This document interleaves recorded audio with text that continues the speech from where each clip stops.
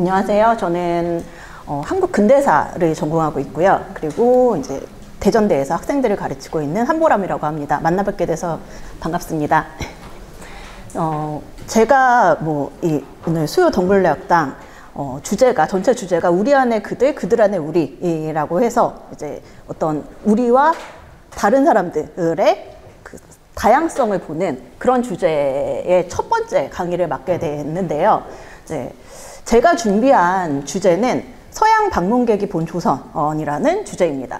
그래서 제가 그 근대사 19세기 역사를 저는 전공을 하고 있기 때문에 서양 방문객 중에서도 우리를 처음 방문한, 거의 대대적으로는 처음 방문 시점이라고 볼 수 있죠. 19세기에 어떤 사람들이 들어와서 우리에 대해서 어떤 이야기들을 했는지, 어떤 감상을 가졌는지에 대해서 한번 얘기를 해볼 텐데요.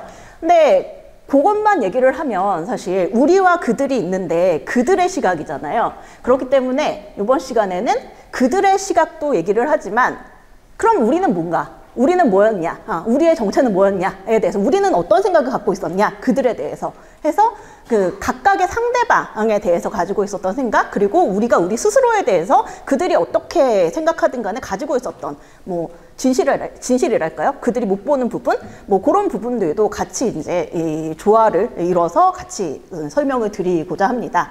네. 그러면 강의를 이제 시작을 해볼게요. 네. 지금 이 19세기 역사라고 했는데, 이제 19세기 말이 되면, 후반이 되면, 서양 관광객은 아니죠. 서양인들이, 그때는 관광을 하긴 좀 힘들었으니까요. 서양인들이 많이, 거의 이제 그때는 여행가라고 하지만 거의 탐험가죠. 그런 사람들이 많이 들어와서, 이제 우리에 대한 책도 많이 남기고 그리고 사진 자료들도 많이 남기고 심지어는 동영상도 찍어줬어요. 그래서 사실 그런 부분에 있어서는 굉장히 좀 고맙긴 하죠. 지금 그때 우리가 어땠는지를 볼 수 있는 그런 자료들을 남겨줬으니까요. 그래서 그 자료들 중에 몇 개를 제가 가지고 왔는데 오른쪽 같은 경우에는 1884년의 사진이에요. 이때 정말 거의 이 사진기를 가지고 들어온 거의 최초의 그 이전에 신미양요도 있었기 때문에 완전 최초는 아니지만 그래도 그렇게 극적인 전쟁 상황 이런 게 아니고 정말로 이제 합당한 그 외국인 방문객으로서 들어와서 거의 초기에 찍은 사진이 지금 남아있죠. 지금 이 사진이 오른쪽 사진이 이 퍼시발 로웰이라는 천문학자이기도 하고 여행가이기도 했어요. 그래서 이 미국에 자기 로열실을 하나 갖고 있는 굉장히 유명한 천문학자이기도 한데, 근데 그분이 사진을 찍어놨는데 여러 개를 찍어놨는데 요게 재밌어서 제가 가지고 와봤어요. 이게 서울 수표교 사진이에요. 지금 원래는 이게 청계천에 있었죠. 그랬는데 청계천에 있던 수표교가 지금 저기 네네 맞아요. 그쪽으로 옮겨져서 아마 잘 알고 계실 텐데, 근데 지금 현재 있는 수표교의 원형이 지금 저 사진이거든요. 근데 지금 그 수표교를 알고 계시는 분들은 조금 다른 게 있죠. 다른 게 뭔가요? 난간. 네. 난간이 원래는 없었던 거예요. 그러니까 진짜 우리의 조상들은 굉장히 좀 강하셨죠. 난간 없이 저렇게 막 바글바글 이렇게 건너 다니신 거예요. 그래서 진짜 굉장히 깔끔하기도 하지만 좀 위험하기도 할 텐데, 근데 그때 당시에는 그랬었나 봐요. 그래서 그때 당시에 청계천의 모습을 저렇게 찍어놨고, 지금 왼쪽에 보시는 사진 같은 경우에는 버트넘스라는 미국인 이분은 영화 제작자예요. 그렇기 때문에 영화 제작자니까 뭐를 가지고 들어왔겠어요? 동영상 카메라, 캠코더를 가지고 들어온 거예요. 그래서 이제 그거를 가지고서 동영상 자료를 찍어놔서 지금 현재 남아있어요. 남아있어서 이제 동영상을 보실 수도 있는데 지금 여기서 그걸 보여드리기는 좀 시간이 기니까 일단 사진으로 가지고 와봤어요. 1901년에 들어와서 저 사진을 저렇게 찍어놨는데 여기 가까운 데죠. 서대문에 장면을 저렇게 찍어놨죠. 이제 1901년 시점만 해도 이제 우리나라가 완전히 조선시대 같지는 않은 느낌. 뭐가 있어요? 전차가 있잖아요. 그러니까 서양의 신문물이 들어와서 서울 거리를 돌아다니고 있는 그런 부분들을 이제 저기 사진으로 남겨줬죠. 물론 여전히 여성들은 저렇게 쓰개치마를 입고 돌아다니고 있어요. 그렇기 때문에 조선의 복식을 입고 있지만 그래도 이제 서양이랑 만난 지 꽤 된 거예요. 1882년에 우리가 미국과 수호조교를 맺으면서 처음으로 서양 국가랑 공식적인 국교를 맺기 시작했죠. 그리고 난 다음에 한 20년 정도가 지난 거예요. 그러니까 20년 안에 저런 식으로 이제 서양의 아주 신문물들이 서울 거리를 돌아다니고 있었다라는 거를 저 사진으로도 볼 수가 있죠. 그래서 서대문과 전차가 이렇게 조화를 이루는 저런 사진이 굉장히 흥미롭게 남아 있어요. 자, 그래서 이 서양 방문객들이 조선에 들어와서 사실 저런 걸 남겨준 거는 상당히 우리로서는 고마운 일이죠. 자신들의 신문명을 이용해서 저런 식으로 우리한테 시각자료를 남겨줬으니까요. 그렇지만 과연 좋기만 한 일이었을까에 대해서 이제 제가 지금부터 말씀을 드리려고 해요.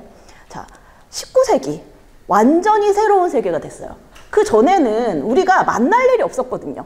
서양 방문객을 만날 일이 없었죠. 뭐 국교가 있는 것도 아니고 오려면 너무 멀고 힘들어요. 그렇기 때문에 그들도 우리한테 굳이 올 일이 없고 우리는 더더군다나 거길 나갈 일이 없고요. 그래서 전혀 그냥 단절된 채로 동양과 서양이 각각 존재는 알았겠지만 뭐 그닥 섞일 일이 없이 그렇게 살다가 이제 19세기 제국주의의 시대가 왔어요. 제국주의의 시대가 오면서 이제 누가 먼저 시작을 해요? 서양에서 이제 자기들의 그 영토를 넓히고 권한을 넓히기 위해서 그리고 자본주의의 이득을 취하기 위해서 식민지를 건설하기 시작하죠. 그러면서 우리가 흔히 얘기하는 서세동점이라고 하잖아요. 그러니까 서양 세력이 동양을 점령하는 그런 좋지 않은 그런 시대가 시작됐죠. 동양으로서는 굉장히 좋지 않은 시대가 시작됐는데 그러면서 이제 우리도 어쩔 수 없이 그거를 맞이해야 되는 상황이 닥쳐온 거예요. 그래서 이제 드디어 우리가 아니라 그들이 생겨버린 거죠. 그러니까 우리는 우리의 울타리에서 그냥 우리 이웃 뭐 중국, 일본 뭐 이렇게 알고서 뭐 베트남 뭐 이렇게 알고서 그렇게 지냈었는데 근데 이제는 그 우리가 그냥 우리와 그들 하면은 뭐 일본이나 청 뭐 요 정도였었는데 이제는 그들이 너무 달라진 거예요. 그러면서 완전히 새로운 그들이 생겨난 거죠. 그래서 그들과 우리, 새로운 세계가 시작이 됐는데, 근데 그들이나 우리나 사실 서로에 대해서 아는 게 없어요. 그러니까 그들이 더 적극적으로 우리를 알려고는 했겠죠. 왜냐하면 이득을 취해야 되니까. 그렇지만 그렇게 적극적으로 알고 싶었던 거에 비해서 그때 당시에 그 자료들을 보면 정말 우리에 대해서 아는 게 하나도 없는 것 같아요. 그거는 사실 지금도 마찬가지인 것 같아요. 서양이 자기의 시각이 굉장히 굳건하기 때문에 지금도 제가 봤을 때는 저들이 우리를 제대로 모르고 하는 뭐 평가라든지 시각이라든지 이런 게 굉장히 많은데 당연히 그럴 수 있겠죠. 근데 지금 이게 몇 년 전인가요? 1865년이니까 지금으로부터 거의 150년? 200년 가까이 되는 전이잖아요. 그러니까 당연히 알 수 있는 게 별로 없었을 거예요. 그래서 저희가 보고 있으면 굉장히 재밌는 얘기들이 들어가 있어요. 지금 기사랑 사파가 1865년에 일러스트레이티드 런던 뉴스라는 영국의 그 신문이겠죠. 영국의 대중매체에서 우리나라에 대해서 조선에 대해서 설명을 해놓은 거예요. 제가 재밌는 부분 몇 개만 발췌를 해봤는데 아시아의 가장 동쪽 그리고 일본 열도의 북서쪽에 위치한 조선반도까지는 맞죠. 위치 정보는 맞아요. 근데 거기에는 몽골족이 살고 있대요. 제 생각에 우리나라가 뭐 몽골족이랑 굉장히 비슷한 형체를 가지고 있긴 하지만 우리 스스로가 몽골족이라고 인식은 하지 않잖아요. 근데 그들의 생각에는 그냥 동양은 그런 거죠. 자기네들이 알고 있는 거를 갖다 붙이는 거예요. 그리고 그 다음번 그 네모에는 이들의 군주는 조선의 군주는 중국 황제에게 그리고 때로는 일본 쇼군에게도 조공을 바친대요. 우리는 그런 역사가 없죠. 그런데 그냥 일본이 익숙한 거예요. 본인들은 일본이 먼저 개방을 했기 때문에 자기들한테는 청은 뭐 중국은 원래 큰 나라고 동양을 대표하는 큰 덩어리고 그리고 일본은 먼저 개방을 했기 때문에 청이랑 일본은 자기들한테 익숙한 거죠. 그러니까 자기들이 잘 모르는 나라 조선은 그냥 중국 황제한테도 조공 바치고 일본한테도 조공 바치고 뭐 그런 나라가 되는 있는 거예요. 근데 또 그렇다고 해서 완전히 틀린 얘기는 아니에요. 하지만 그 외에는 독립적이다. 그러니까 독립국이라는 거는 알아요. 인지는 하는데 정확히는 모르는 거죠. 그리고 마지막으로는 뭐라고 해놨냐면 조선은 산악지대가 많고 기후는 매우 춥다. 이거는 겨울에 온 사람이 아마 남긴 기록이겠죠. 그걸 보고 저렇게 얘기를 하는 거겠죠. 몇몇 큰 도시가 있대요. 그 중에 김포가 수도래요. 김포가 갑자기 난데없이 수도가 됐어요. 그리고 경기도로 더 자주 불리곤 한다라는, 이게 우리로서는 이게 뭐지? 예, 싶은 그런 정보를 당시에 신문에다가 저렇게 놓고 이제 저 신문을 보는 수많은 사람들이 조선이라는 나라는 그렇구나 라고 생각을 했겠죠. 그러니까 정말 뒤죽박죽 섞여 있는 정보들 속에서 정말 혼선을 저기서 볼 수가 있어요. 그리고 이제 그 신문에는 저런 식으로 사파도 그려놨어요. 이게 뭔가 시각자료로 이해를 돕기 위해서 열심히 사파를 집어넣어놨는데, 뭐 이것도 보고 있으면 딱히 그렇게까지 틀린 건 없는 것 같은데, 근데 약간 느낌이 이상하죠. 저는 느낌이 이 청나라 사람들 그려놓은 것 같아요. 그러니까 우리 가시기는 한데 뭔가 미묘하게 느낌이 달라요. 그러니까 본인들한테는 청이 훨씬 더 익숙한 거죠. 그리고 동양인들은 다 비슷비슷해 보이는 거잖아요. 우리도 서양인들 보면 비슷비슷해 보이잖아요. 그러니까 아마 이해할 수 있는 부분이죠. 그들도 그랬을 거예요. 그러면서 저렇게 비슷비슷하게 근데 또 아주 틀리지는 않게 그렇게 그려놓은 요 장면이 재밌어서 제가 가지고 와봤어요. 그 밑에는 뭐라고 돼 있냐면 네이티브 오브 코리아라고 돼 있어요. 한국 원주민들이라고 돼 있는 거죠. 그래서 뭐를 어떤 사람들을 봤는지 모르겠는데 이제 저런 식으로 본인들은 굉장히 여러 명의 그 다른 특색들을 가진 사람들을 집어넣어 놓으려고 노력했던 것 같아요. 그죠? 갓 쓴 사람, 갓 안 쓴 사람, 여성, 저기 뒤에는 꼬맹이 뭐 이런데 저 꼬마 옷도 거의 뭐 한국 사람, 조선 사람 같지는 않죠.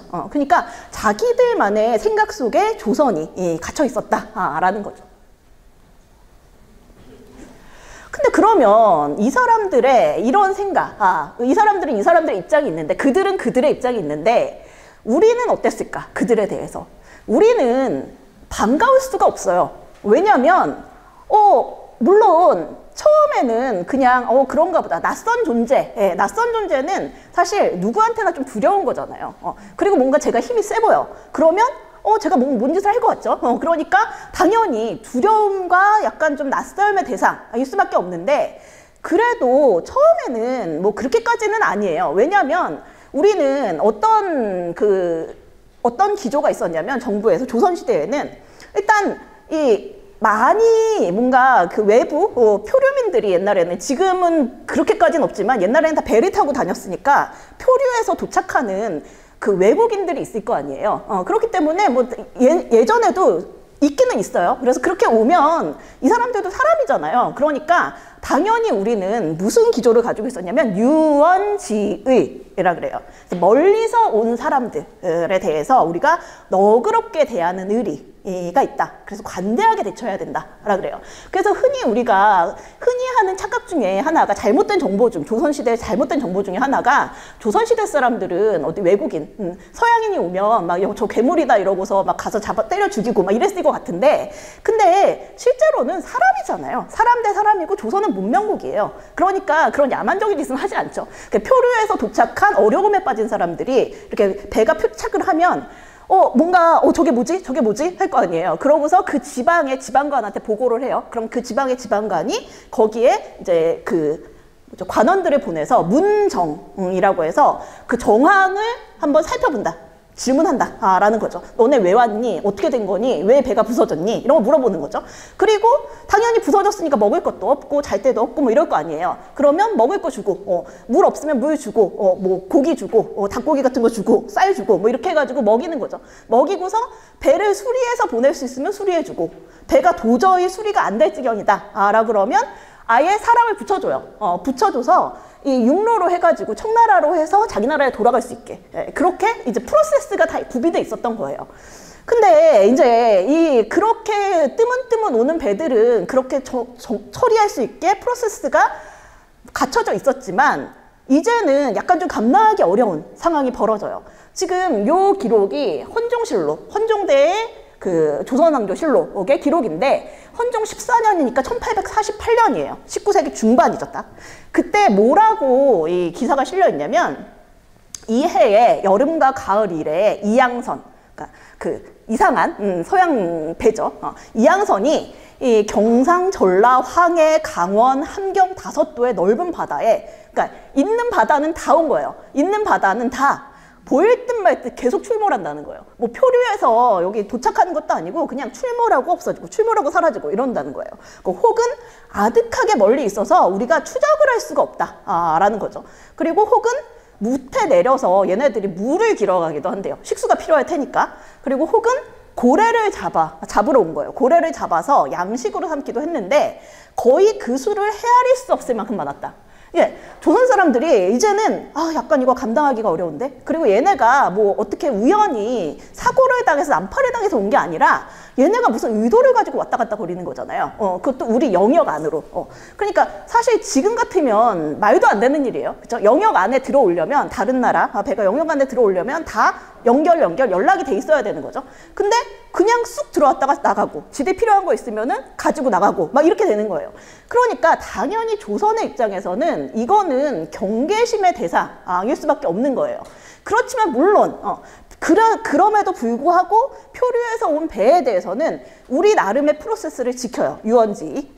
그래서 1853년 지금 왼쪽에 보시는 저 사진이 1853년에 미국의 포경선이에요. 고래잡이 배죠. 포경선인 사우스 아메리카호가 표류해서 부산의 용당포에 도착을 했는데 이제 43명이 승선해 있었대요. 그러면 엄청나게 큰 배잖아요. 근데 표류해서 왔는데 사실 조선 사람들의 입장에서는 막 이렇게 코 크고 눈 크고 막 이런 뭐 알아듣지 못할 말 하는 애들이 저렇게 큰 배를 타고 도착을 하니까 뭐 무섭죠. 무서운데 일단은 가서 물어봐야 돼요. 물어봤는데 뭐 표류해 왔다라고 하는데 뭔 소린지는 못 알아듣겠지만 대충 그런 것 같아요. 근데 이때 뭐라고 기록이 남아있냐면 자꾸만 멸이게 이랬대요. 근데 멸이게가 뭐겠어요? 아메리카 하겠죠. 아메리카를 멸이게 이래서 이제 계속 그거 너무너무 반복을 했나 봐요. 그러니까 그것만 이렇게 써놨어요. 저렇게 한자로 멸이게 이렇게 써놨죠. 그런데 뭐 어쨌든 뭐 우리한테 위협하지 않으면 너네가 곤란함을 난처함을 당하고 있으면 우리는 도와준다. 그렇지만 반갑지는 않은데 너무 많아. 그리고 얘네가 표류해서 그렇게 도착한 게 아닌 애들이 너무 많아. 반갑지는 않은데 요게 우리랑 그들의 첫 만남이었던 거죠.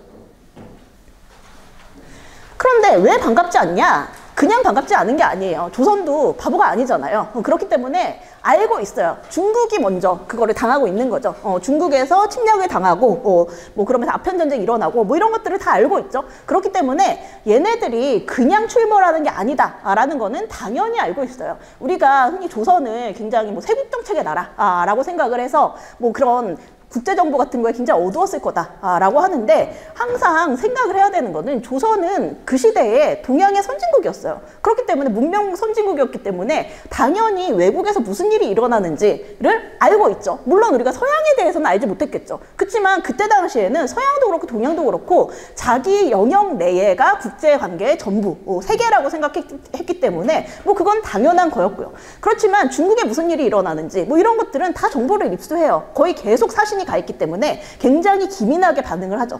그래서 중국의 저 서양인들이 뭔가 의도를 가지고 들어와서 자신들의 이득을 취하려고 한다. 그리고 좀 위험한 애들이다. 라는 정보는 당연히 알고 있죠.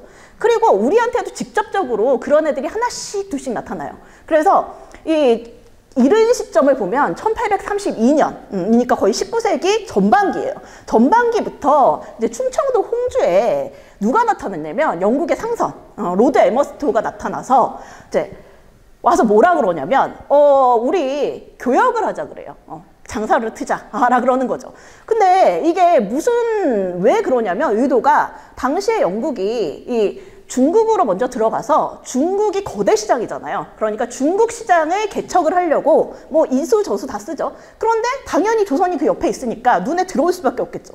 중국을 가는데 조선에 왜 못 가냐? 이거였죠. 그러면서 이제 조선에 가서도 저러는 거예요.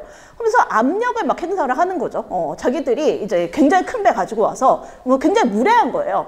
국교가 수립이 안 됐잖아요. 근데 우리가 서로 친구인지 아닌지도 모르는 상태에서 바로 다짜고짜 들어가서 지방관한테 우리는 교역하러 왔다.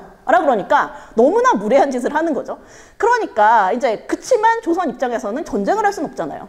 조선의 기조는 기본적으로 500년 동안 평화예요. 그렇기 때문에 문명국이다 라고 저는 생각을 하는데, 일단 쓸데없는 전쟁을 하지 않아요. 절대로 그건 하면 안 된다 라는 게 이제 조정의 기조인 거죠.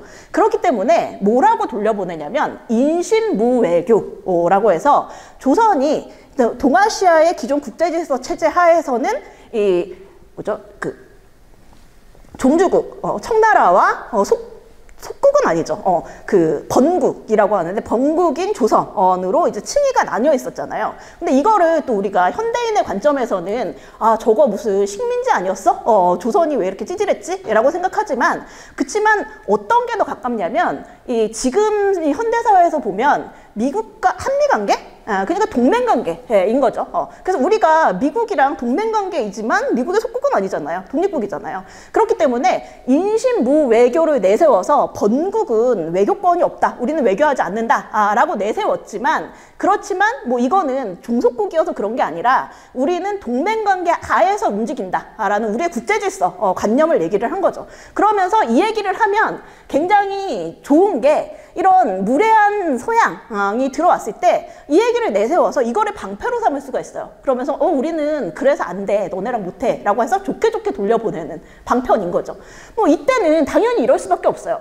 그런데 이제 여기서 끝나냐? 절대로 아니죠. 이제 그 다음에는 누가 들어오냐면 군함이 들어와요. 군함 사마랑호라는 군함이 들어와서, 지금 1845년의 시점이죠.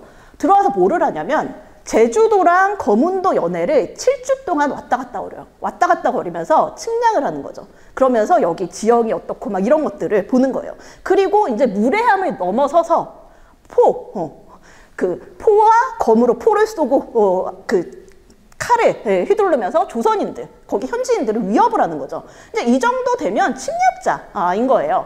그러면서 이제 거문도에 자기네들 이름을 붙여요. 저는 이게 굉장히 그 웃기는 포인트라고 생각을 하는데, 거문도 이름이 포트 해밀턴이에요. 이때 그냥 자기네들이 거문도가 우리한테 필요하겠네 라고 하면서 포트 해밀턴이라고 이름을 붙여버린 거예요.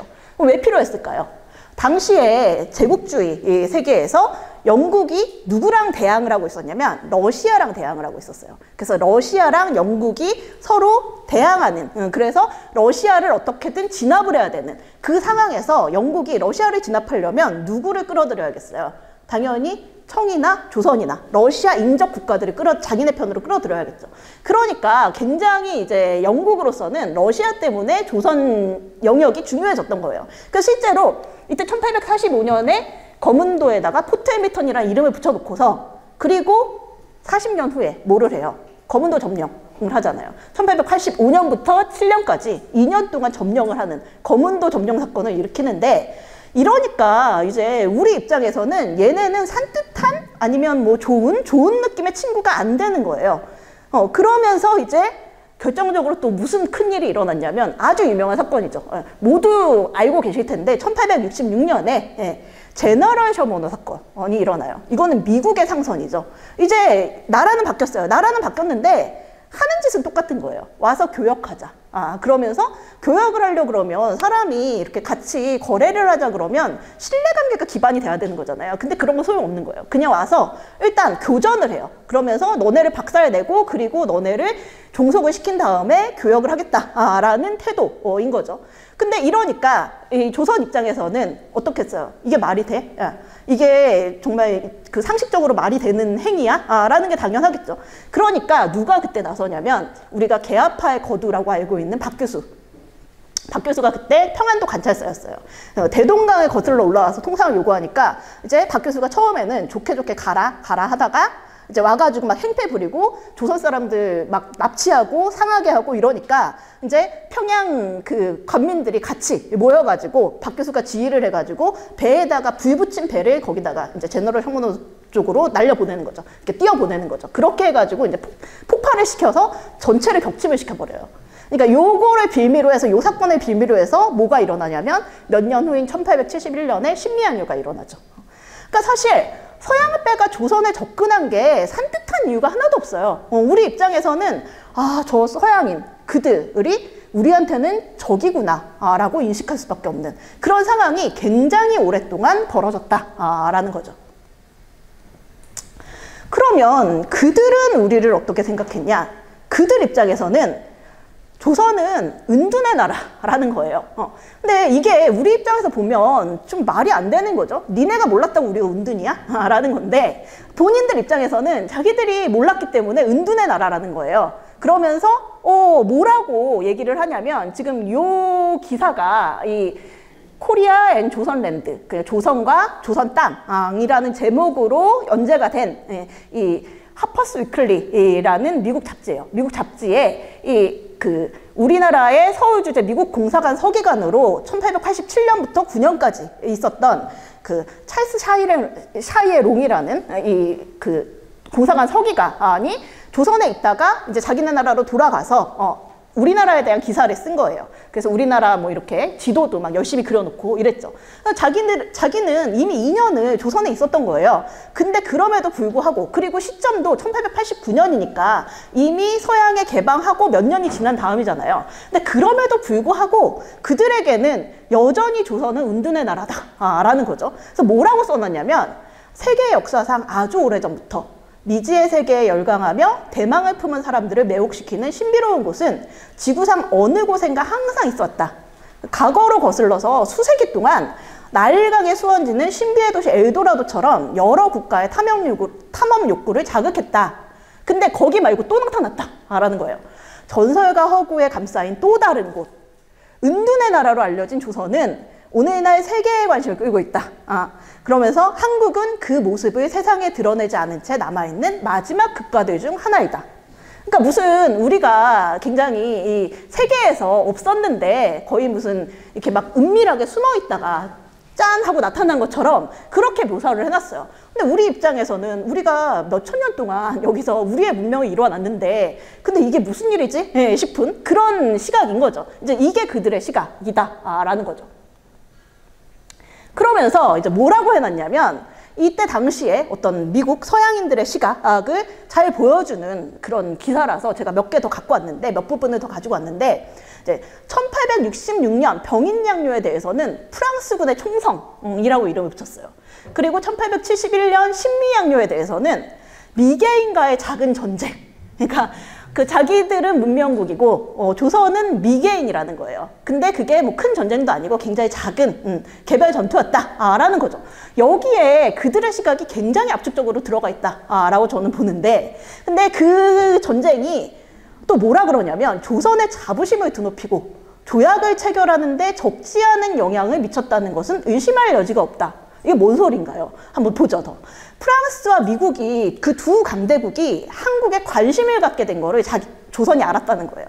그래서 그것이 한국의 허영심을 자극했대요.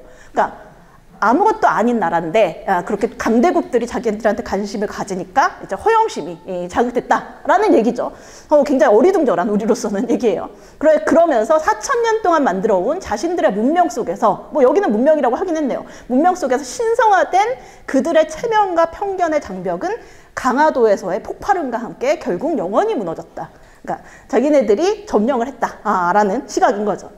그렇지만 이렇게 자기네들이 그렇게 숨어 사는 옛날 거를 고수하고 숨어 사는 애들을 새로운 체제로 끌어들여 줬지만 그러나 옛것에서 새로운 것으로의 전환이 구체제를 선호하는 세력의 도전으로부터 자유로울 수 없었다. 얘네들이 거부했다라는 거죠, 조선이. 그러면서 일어나는 일들이 뭐였냐? 대립하는 당파들 간의 논쟁과 대립은 1882년과 84년의 폭동. 그러니까 이게 뭐냐면 이모군란이랑 갑신정변이에요. 그 폭동으로 정점을 찍었대요.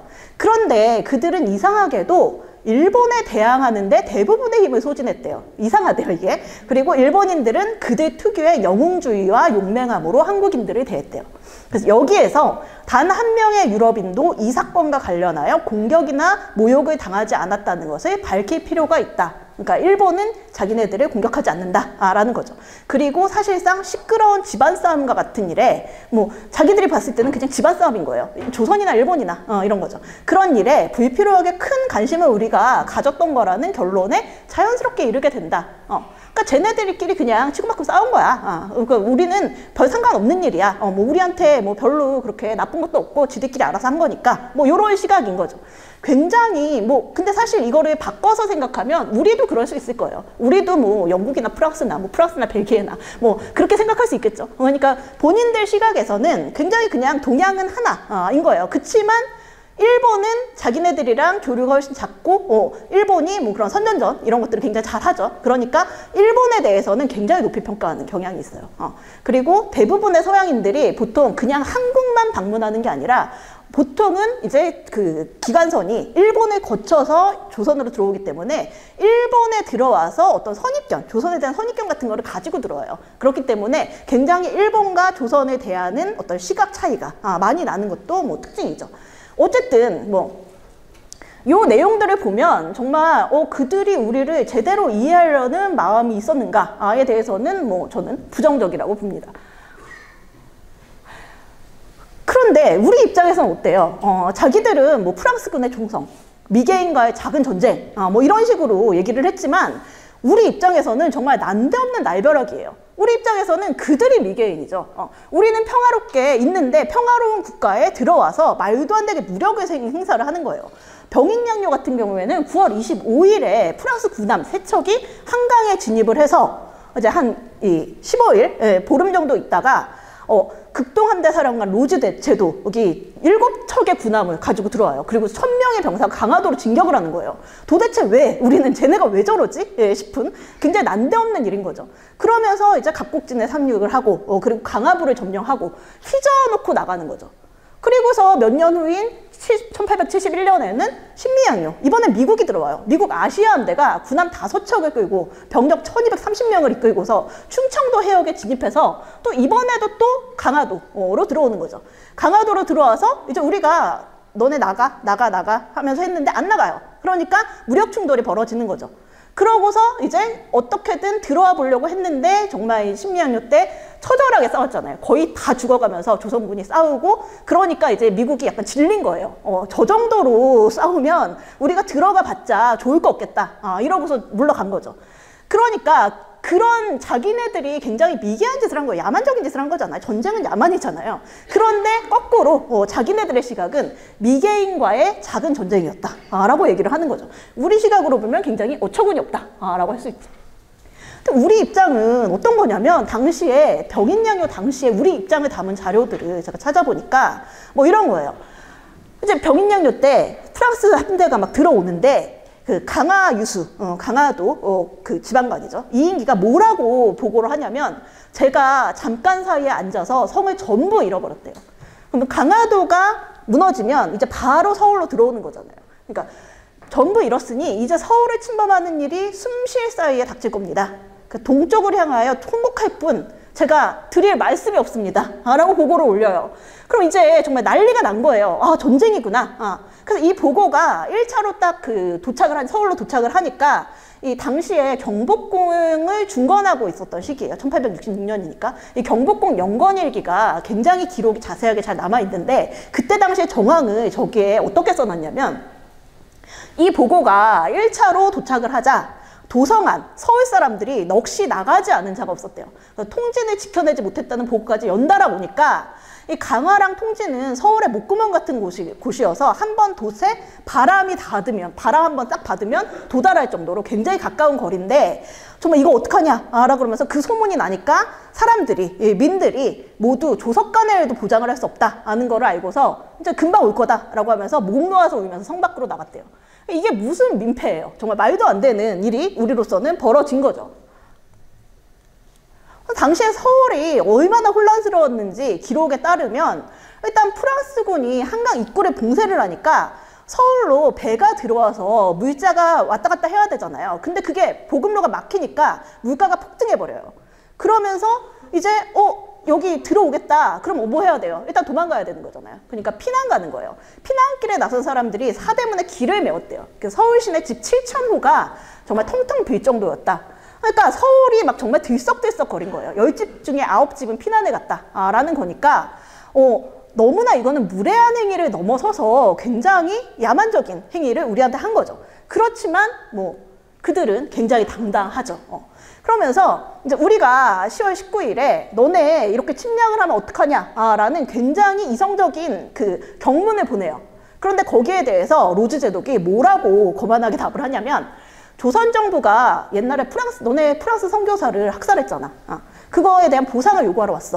그러면서 몇 해 전에 청나라 역시도 이런 비슷한 일로 우리가 정복했어.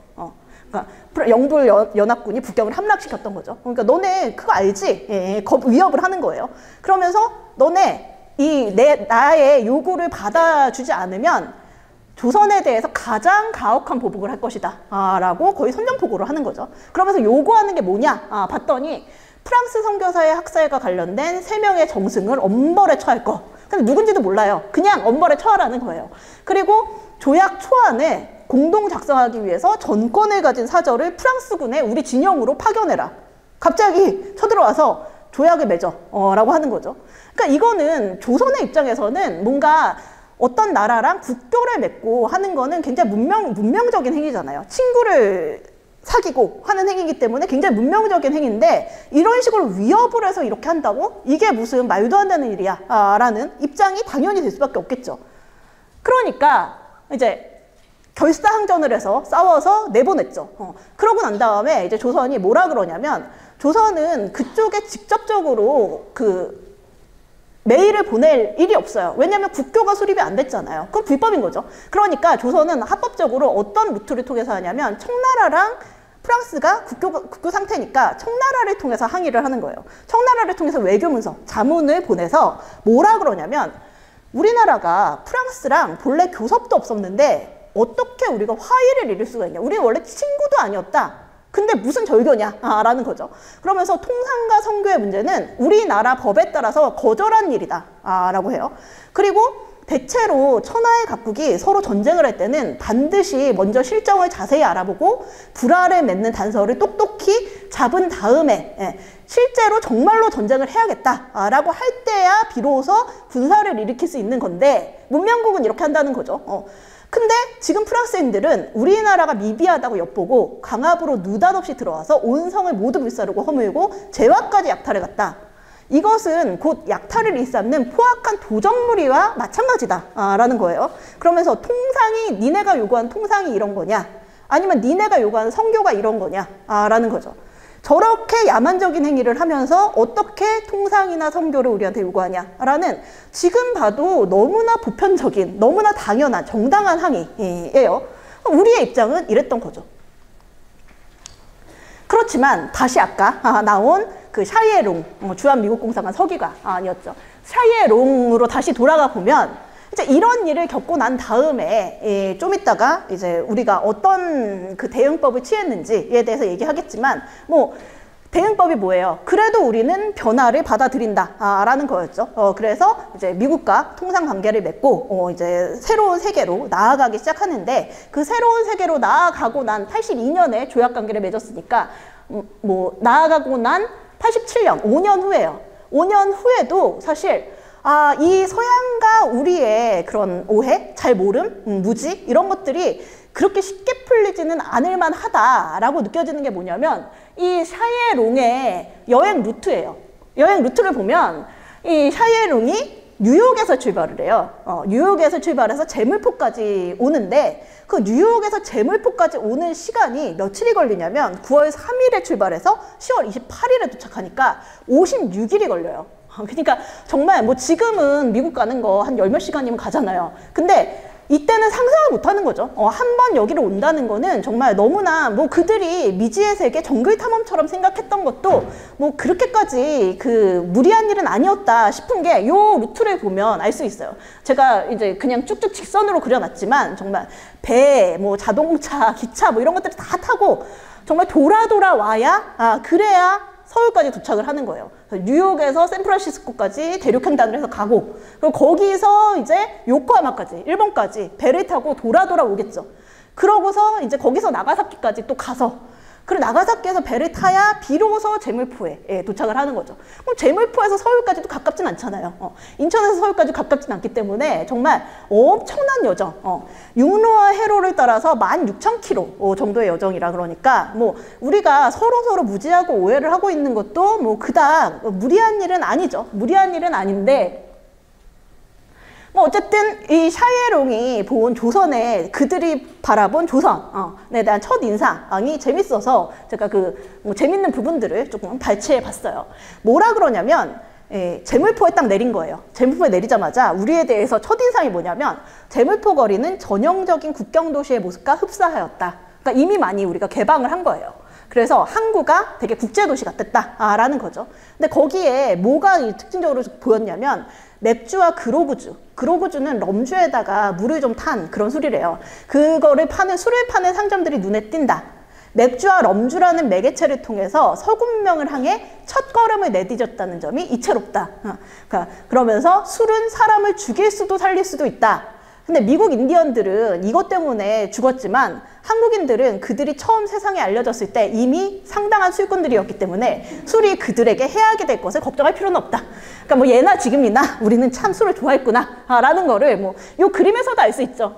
이 그림이 영종도에 그려진 그림인데 지금 보면은 지금 거나하게 취해가지고 끌려가는 그런 모습을 볼 수가 있죠. 굉장히 뭐 옷차림이나 이런 거 보면 지체 높은 양반이에요.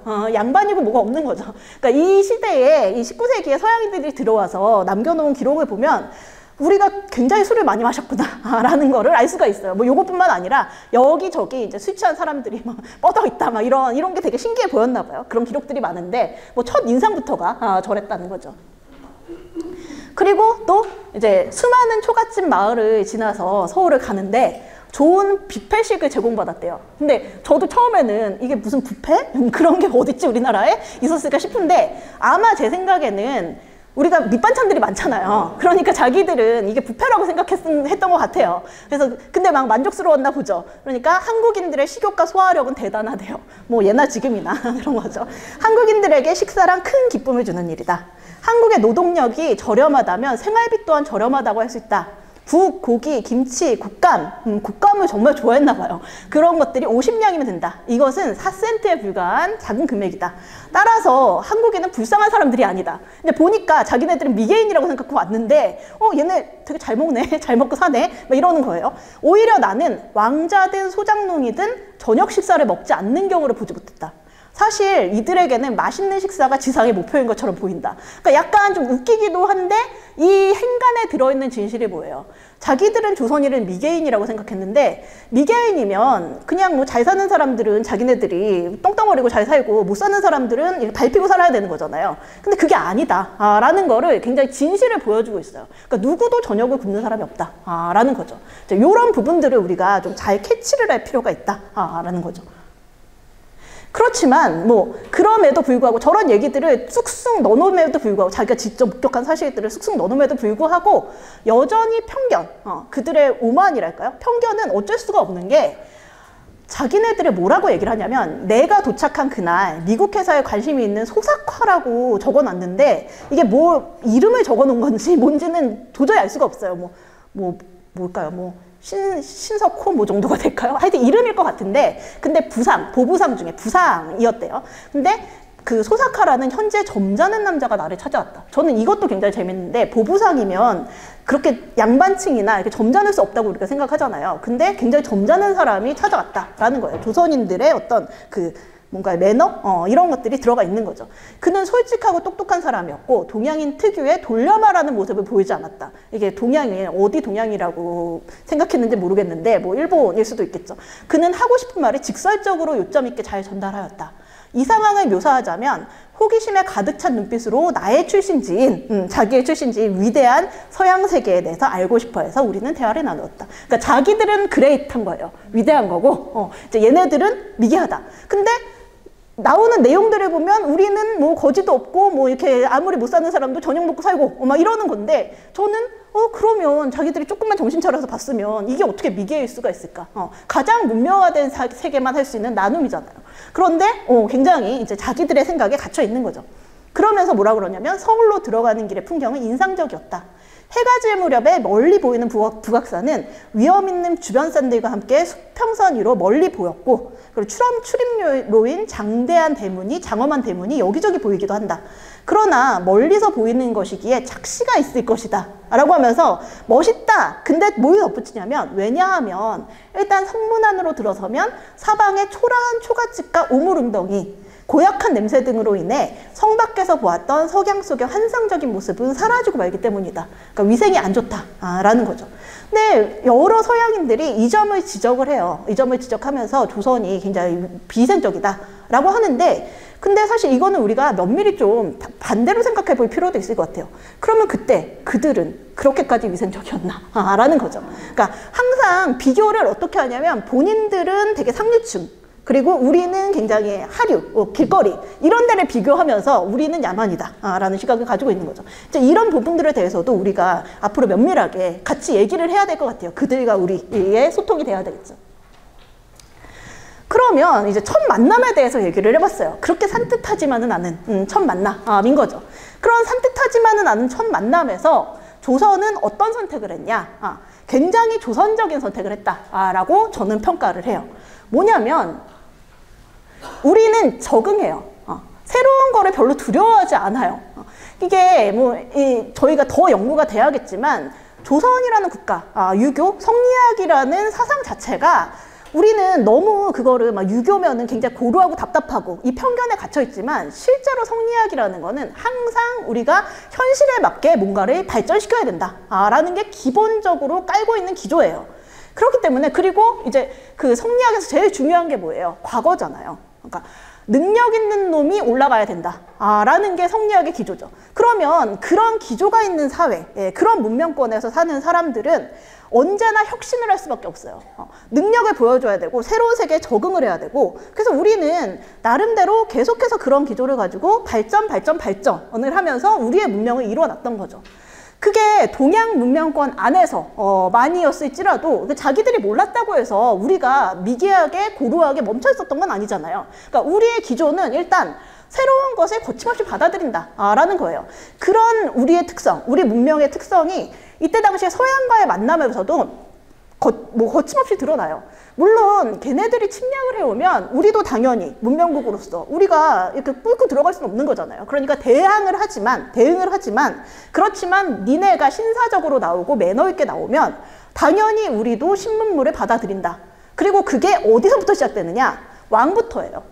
그러니까 저는 고종이 거의 조선의 얼리 어답터라고 생각이 되는데, 이 조선은 왕부터 이 새로운 문명이 들어올 때 거부 반응이 없어요. 지금 이게 1884년이니까 미국과의 조약이 체결된 바로 다다음 해예요. 근데 그때 퍼시벌 로열이라는 아까 첫 사진에 나왔던 이 미국 사람이 들어와가지고 어딜 가냐면 왕을 만나요. 왕을 만나서 왕한테 뭐를 요구하냐면 사진 좀 찍어줄까? 라 그래요. 근데 고종이 우리가 생각하는 조선의 왕이라면 진짜 이런 무엄한 짓을 이러면서 이런 새로운 막 이런 거를 막 이렇게 사진 찍으면은 영혼이 달아난다 막 이런 소리 했을 것 같잖아요. 근데 고종은 너무 평온하게 어디 찍어봐 라는 거죠. 찍어서 남겨놔 라는 거죠. 그러면서 이런 새로운 것에 별로 두려움이 없어요. 이게 고종의 어떤 위상이나 이 고종이 겪은 그런 개인적인 특성이라고도 볼 수 있는데, 근데 제 생각에는 조선 사람들이 별로 겁이 없어요. 지금 우리도 별로 겁이 없잖아요. 그러니까 새로운 것들을 얼마든지 받아들일 수 있는, 그건 제가 봤을 때 일종의 자신감. 내 문명이 굉장히 먹힐 것 같고 막 이러면은 사람이 되게 수세적이 되잖아요. 근데 이렇게 개방적일 수 있는 거는 니네가 그렇게 해도 우리는 우리다 라는 거죠. 너네가 아무리 섞이고 너네가 좋은 거를 우리가 받아들여도 그건 우리야 라는 굉장한 자신감, 문화적인 자신감이 있기 때문에 가능한 일이었다 라고 저는 보고 있어요. 그러니까 이런 거죠. 선글라스 낀 사진. 그래서 이 사진이 공개됐을 때 그 신문 기사에서 그 패셔니스타 고종 막 이런 식으로 이제 박아놔서 이 헤드라인을 만들어 놔가지고 저도 재밌어서 갖고 와봤는데, 이 정도가 패셔니스타까지는 아닌 것 같은데, 어쨌든 새로운 것들에 대해서 무엄하다, 왕이 어떻게 이런 생각이 없는 사람이에요, 사실. 그래서 커피를 굉장히 좋아했다 그래요. 새로운 문명 이런 것들을 즐기는 걸 굉장히 좋아해서 이제 덕수궁에 가보시면 덕수궁 대안문에 들어가자마자 오른쪽에 보시면 이런 정관원이라는 약간 좀 정자도 아닌 것이 건물도 아닌 것이 이런 건물이 있죠. 저기서 아침마다 이 황태자였던 순종이랑 같이 커피를 굉장히 즐겼다 그러죠. 그러면서 이제 1876년에 우리가 강화도 조약으로 개항을 당했다 라고 얘기를 하잖아요. 흔히 불평등 조약을 당했다, 강요당했다 라고 얘기를 하는데 사실 조선으로서는 이미 준비하고 있어요. 우리가 이제는 개방을 해야 된다라는 거를 알고 있죠. 그렇기 때문에 1876년에 일본이 개항을 요구했을 때 사실 일본이 이렇게 몇 개 조항을 딱 들이밀면서 너네 이거 가서 빨리 검토해서 빨리 도장 찍어 라고 했는데 우리가 오케이 해가지고 가서 빨리 검토하고서 우리한테 안 되는 건 딱딱 지우고 다시 제시를 해서 오히려 자기들이 일본 측이 약간 좀 멈칫한 뭐 그랬다고 하죠. 그러니까 우리가 굉장히 이때 당시에 우리가 수세적이고 뭔가 되게 폐쇄적이고 이랬을 거라고 당연한 선입견이 있는데 그렇지만 조선 사람들은 그런 사람들이 아니에요. 이미 세계 대선은 새로운 세상이 나타났다라는 걸 알고 있어요. 그렇기 때문에 우리가 개방을 하는 거는 당연하지만 그렇지만 1876년에 일본과의 개방, 일본과의 개항이 탐탁치 않았던 건 걔네들이 야만적으로 들어왔기 때문이죠. 그죠? 포격을 하면서 굉장히 위협을 하면서 일본은 미국에 그렇게 포함 외교라 그래서 포를 쏘는 그 군함에 의해서 개방을 당했기 때문에 자기들도 같은 형식으로 우리를 개방을 하려고 그랬죠. 그러니까 그런 부분에 대해서는 야만적이라는 거예요. 우리가 그렇지만 이 76년에 강화도 조약 같은 경우에는 그렇지만 니네가 지금 여기서 막 그 군사를 일으키고 막 그 야단을 일으키면 민들이 놀란다라는 거죠. 그러니까 빨리 도장 찍어서 보낸 거죠.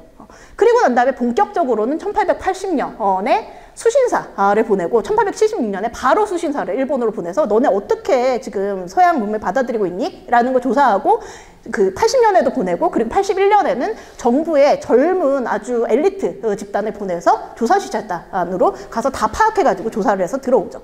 그리고 81년에는 청으로 보내고 83년에는 드디어 미국으로 보내죠. 근데 미국으로 그 조사를 하는 사람들을 보냈을 때 그때 누가 가냐면 이 민씨 척족이라고 알려져 있는 수구파라고 알려져 있는 민영익이 대표예요. 그래서 가서 그거 보고 오는 거예요. 그래서 우리가 흔히 지금 유길준을 개화파의 선두주자라고 보지만 사실 유길준은 민영익이 키워준 거예요. 그래서 뒤에서 이제 후원을 해가지고 미국에서 공부하게 만들었던 거죠.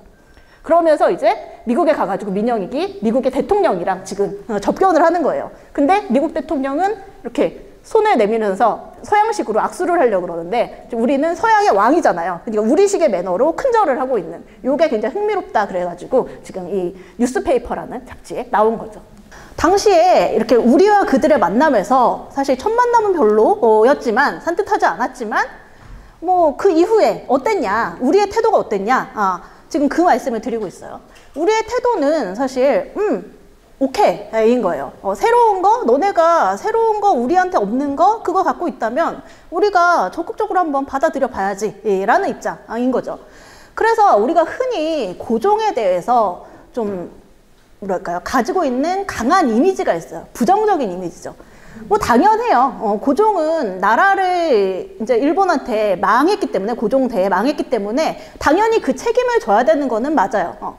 맞기는 한데 그런데 그 책임을 지워야 된다고 해서 고종의 실체 자체를 아예 지워버리는 거는 좀 그거는 말이 안 되는 것 같아요. 고종에 대해서 굉장히 우리가 부정적인 인식을 하고 있는데 실제로 굉장히 문제적인 인물이긴 해요. 그래서 저도 이제 그 사람이 좋은 사람이다, 나쁜 사람이다 라고 하나로 평가를 할 수 없는 굉장히 복잡다단한 인간형이긴 한데 그렇지만 좀 단순하게 우리가 기존에는 고종에 대해서 너무 부정적으로 봤다면 실제로 고종이 새로운 것들을 받아들이는 데 있어서 어떤 역할을 했냐? 그리고 어떤 느낌을, 감상을 외국인들한테 줬냐를 보면 조금 다른 각도에서도 보이는 것 같아요. 누구냐면 지금 여기 보이는 사진이 고종이 외교 고문으로 임명을 하고 그리고 외무화분 협파안으로까지 임명을 했던 굉장히 믿었던 미국인이죠. 미국인 데니라는 사람의 진술인데 뭐라고 고종에 대해서 얘기를 하고 있냐면 국왕은 한 위대한 민족의 군주답게 확고함과 명쾌함과 인내를 보여주었다. 그의 언행은 커다란 불안해 보일 때도 있었지만 결코 나약하거나 노여움을 보이지는 않았다. 한국인들이 서구인들과 접촉할 때 변화의 새로움과 희망함에 눈이 부시기도 했고 몇몇 모험가와 무분별한 사람들의 감언이설에 고무를 받았기 때문에 이 정부가 실현될 수도 없는 모험을 감행한 적도 있고 용감하죠. 이것이 실패함으로써 사치하고 변덕스럽다는 소문만 나고 이 나쁜 소문을 지우기에는 몇 년 동안의 근신과 절제가 필요하리라는 것도 사실이다. 여러 가지 자충우돌 끝에 좀 이렇게 그런 게 있었지만 시행착오들이 있었지만 그러나 아시아의 모든 민족들도 다 그러한 체험을 했고 조선도 역시 그러한 체험을 하지 않을 수 없었다. 뭐 그건 당연한 거라는 거죠. 그렇지만 이 청나라의 제국주의적인 요구에 거슬리면서까지 유럽, 구라파와 미국의 사절단을 파견한 지금에 와서도 국왕은 겁이 많다거나 성격상 소신이 없다느니 하는 비난을 더 이상 들어서는 안 될 것이다. 이게 무슨 소리냐면 조선이 청나라가 갑자기 이제 자기네들이 제국주의에 침략을 당하니까 이제 무슨 생각을 하게 됐냐면 우리도 제국이 돼야 되는데? 라고 하면서 굉장히 자기 편의적으로 그러면 이게 제국과 식민지면 우리한테는 예전부터 있었던 거잖아. 번국이 있었잖아. 조선. 그러니까 우리가 제국이고 쟤를 종속국, 식민지로 하면 되겠네? 라고 자기들 마음대로 그냥 붙여버려요. 근데 우리 입장에서 말도 안 되는 소리죠. 지금 몇천 년을 우리는 그냥 동맹관계였는데 이게 무슨 제국주의 식민지 같은 소리냐? 라고 하면서 이제 우리는 당연히 이 세계의 한 독립국의 일원으로서 미국에 우리가 교류 관계를 맺었으면 누구를 파견해야 돼요? 대사, 공사를 파견해야 되잖아요. 근데 청유의 입장에서는 니네가 왜 공사를 거기다 파견해? 너네는 우리 밑에 종속국인데 너네는 그럴 권리가 없어 라고 하면서 굉장히 압박을 해요, 고종을. 그렇지만 고종은 전혀 거기에 굴하지 않고 끝내 보내죠.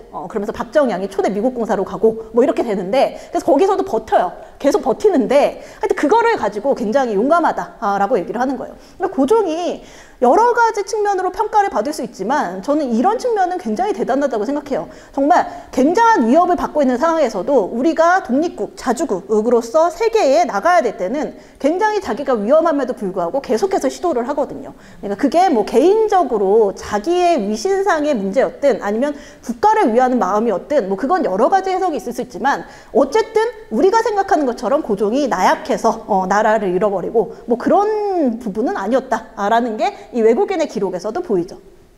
그래서 뭐라 그러냐면 국왕전하는 청나라로부터 항의를 받았을 때에도 이게 항의 정도가 아니죠. 정말 엄청난 압박이었어요.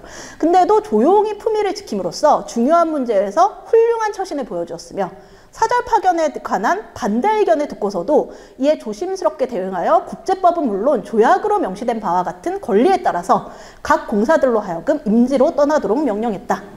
그러니까 우리가 조선이 굉장히 무지했다라고 얘기를 하는데 조선, 성리학이라는 건 기본적으로 공부하는 사람들이 정치를 한다라는 거예요. 그래서 공부를 제일 잘하는 애가 제일 위에 재상이 된다라는 게 기본 원칙이잖아요.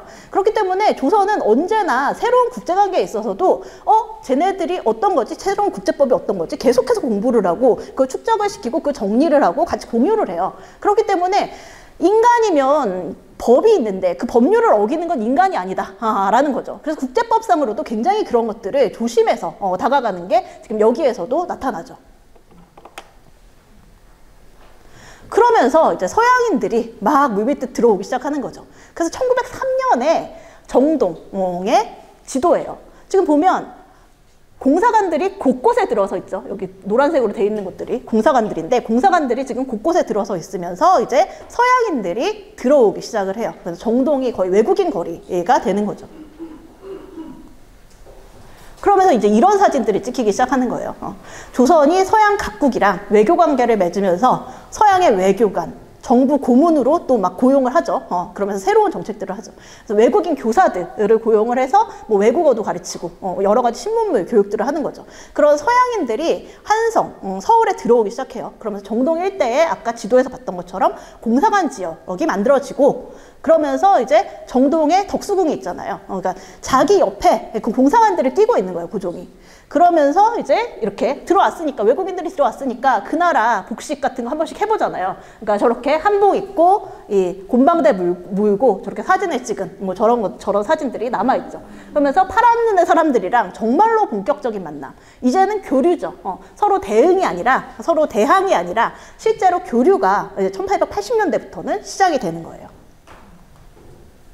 그래서 어떤 사진들이 지금 남아있냐면, 저도 이 사진이 굉장히 좀 재밌다라고 생각되는데, 아마 보신 분들 어디 박물관이나 이런 데서 많이 보신 분들도 있을 거예요. 이게 굉장히 흥미로운 그림이라서 뭐 전시 같은 거 보시면 많이 전시가 되는 그림이기도 한데, 지금 보면 이 1888년이에요. 외교관들, 각국 외교관들을 모아놓고 우리나라의 고위 관리들이랑 오찬을 하는 거죠. 외교관 오찬 모임인데, 이제 우리가 새로운 손님들을 받아들인 거잖아요. 그러니까 굉장히 적극적으로 걔네들의 방식을 이제 맞춰주려고 노력을 해요. 그러면서 이제 서양식 집기라든지 아니면 저런 와인잔이라든지 뭐 이런 것들이 지금 와인잔, 그리고 뭐 서양식 그 접시라든지 지금 보면은 여기 나이프도 있고 포크도 있고 뭐 이런 거죠. 이런 서양식의 그런 집기들을 많이 수입을 해서 서양식 음식을 이렇게 쫙 깔아주는 거예요. 그러면서 우리도 같은 너네랑 같이 대화할 지금 그런 생각이 있다라는 거를 굉장히 적극적으로 보여주는 거죠. 근데 그 중에서도 저한테 제일 재밌는 거는 이거예요. 젓가락.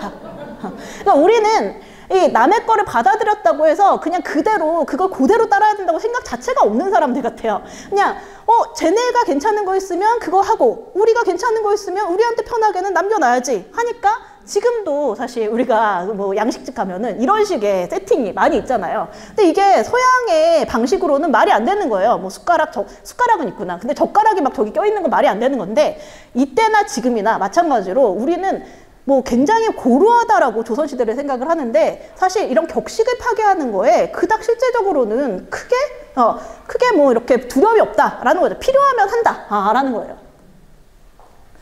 이게 1898년에 독일 공사관에서 있었던 파티 장면인데, 이때 대원군이 사망을 하죠. 그러면서 이제 국상이잖아요. 국상이니까 조선 사람들은 지금 다 이 상복을 입고 있어요. 하얀 옷을 입고 있죠. 근데 국상임에도 불구하고 파티는 가는 거예요. 외교관 파티는 가서 지금 자기들 그 한복, 상복을 입으면서 그러면서 이제 외국인들이랑 파티하고 있는 뭐 그런 모습이죠. 그러니까 뭔가 딱히 뭘 안 해야 된다라는 생각이 없는, 필요하면 한다라는 게 이제 여기 사진의 곳곳에서 드러나요. 그리고 고종이 굉장히 신경 쓴 게 뭐였냐면, 외국인 서양인 손님들이 들어올 때 뭐 처음에는 그런 자기들 방식의 숙소가 없으니까 뭐 주막 같은 데 묵거든요. 아니면 외국에서 먼저 들어온 서양인의 집에 묵던가 뭐 이런 데 굉장히 불편하잖아요. 그러니까 고종이 굉장히 신경 써서 뭐를 했냐면, 정동에 호텔을 만들어요.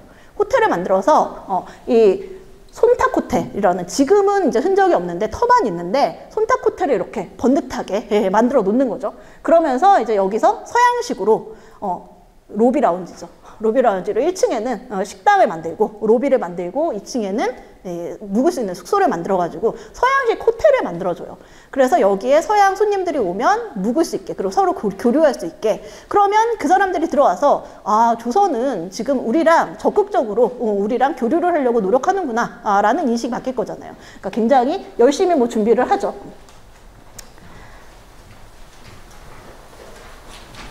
그러면서 이제 1898년이 됐어요. 그 시점은 언제냐면 1897년에 뭐가 있었냐면 광무개혁이 있어요. 그래서 우리는 그 대한제국 선포, 고종의 대한제국 선포와 강무개혁을 고종이 정말 가진 건 쥐뿔도 없는데, 근데 이제 자기 황제 해보겠다라고 해서 그냥 굉장히 무리하게 자기를 황제로 선언했다라는 식으로 보는 시각도 있는데, 뭐 물론 그렇게 볼 수도 있죠. 그렇지만 또 다른 시각에서는 사실 고종으로서는 불가피한 선택이었다라는 거예요. 왜냐하면 자기가 지금 기본적으로 기존의 동아시아 세계에서는 국왕이잖아요. 제후국이잖아요. 근데 이제 시대가 바뀌었어요. 시대가 바뀌어서 국제법상 모두가 독립국인 거예요. 서양이랑 교류를 하려면 우리도 그 지위에 맞춰야 되는 거죠. 그래야 하나의 개별적인 국가, 개체로 인정을 받는 거잖아요. 근데 중국도 황제고 일본도 황제예요. 근데 우리는 왕이면 안 되는 거잖아요. 그래서 뭐 처음에는 대조선 이런 식으로 앞에다 대자를 붙이는 그런 시도를 하다가 점차 조금씩 바꾸는 거죠. 그러면서 이제 격을 맞추기 위해서, 위상을 맞추기 위해서 대한제국이라는 황제국을 선포하고 본인을 황제라고 선포했다라는 측면도 분명히 그 조명이 돼야 되죠. 그러면서 뭐를 했냐? 광무개혁하면은 무슨 고종이 자기의 전제권을 휘두르기 위해서 한 뭐 정책이다라고 보는 시각도 있는데, 실질적으로 이 시점에 어떤 일이 일어났냐면, 그 고종이 황제를 선포하면서 광무개혁을 선포하고, 그리고 실제로 서울의 거리를 바꿔버려요. 서울의 거리를 서양의 문물들이 들어와서 굴러다니게 바꿔버리는 거죠. 그래서 그 이후에 개조된 서울에는 전신, 전하, 전기, 전차, 철도 같은 서구의 신문물들이 거리와 골목길에 굉장히 잘 보일 수 있게, 뭐 당연히 그냥 우리가 보는 장면처럼 그렇게 장식이 됐다라는 거죠. 그래서 1901년 시점에 독일의 기자인 겐테가 들어와서 뭐라고 얘기를 하냐면, 동아시아의 모든 수도 중에서 조선 황제가 살고 있는 서울은 가장 주목할 만한 곳이다.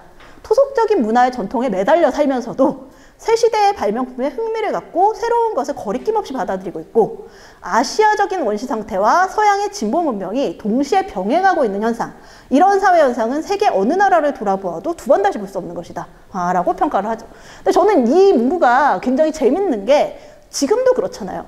저희가 굉장히 전통적인 사고방식을 갖고 있는 것 같은데, 또 새로운 거 뭐 신문물 나오면 모두가 막 그거를 너나 할 것을 받아들여서, 뭐 예전에 처음에 막 스타벅스, 뭐 지금은 너무 흔하지만 스타벅스 처음 막 이렇게 유행하고 이랬을 때는 스타벅스가 한국에서 신제품을 출시한다는 거예요. 그래서 한국에서 이제 그 반응을 보는 거죠. 반응을 보고 이제 넓힌다라고 해서 그때 좀 굉장히 재밌다라는 생각을 했는데, 우리가 지금도 새로운 걸 받아들이는 거에 별로 꺼리낌이 없어요. 근데 그게 지금만 그런 거냐?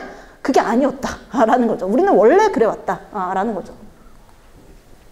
그래서 고종이 아까 얼리어답터라 그랬는데, 뭐 고종이 그런 근대 문명, 새로운 거 있으면 굉장히 열심히 받아들여요. 물론 뭐 특성상 뭐 굉장히 젊은 나이에 왕이 됐기 때문에 젊은이의 특성일 수도 있는데, 근데 기본적으로 우리가 그런 문화를 가지고 있었던 거죠. 그래서 근대 문명은 궁궐에 먼저 들어오는 그런 현상이 벌어져요. 그래서 건천궁, 고종에 거처였던 경복궁의 건천궁에 1887년에 조선 최초의 전등 750개가 설치가 되는데, 근데 놀랍게도 에디슨이 전구를 발명한 게 1879년이에요.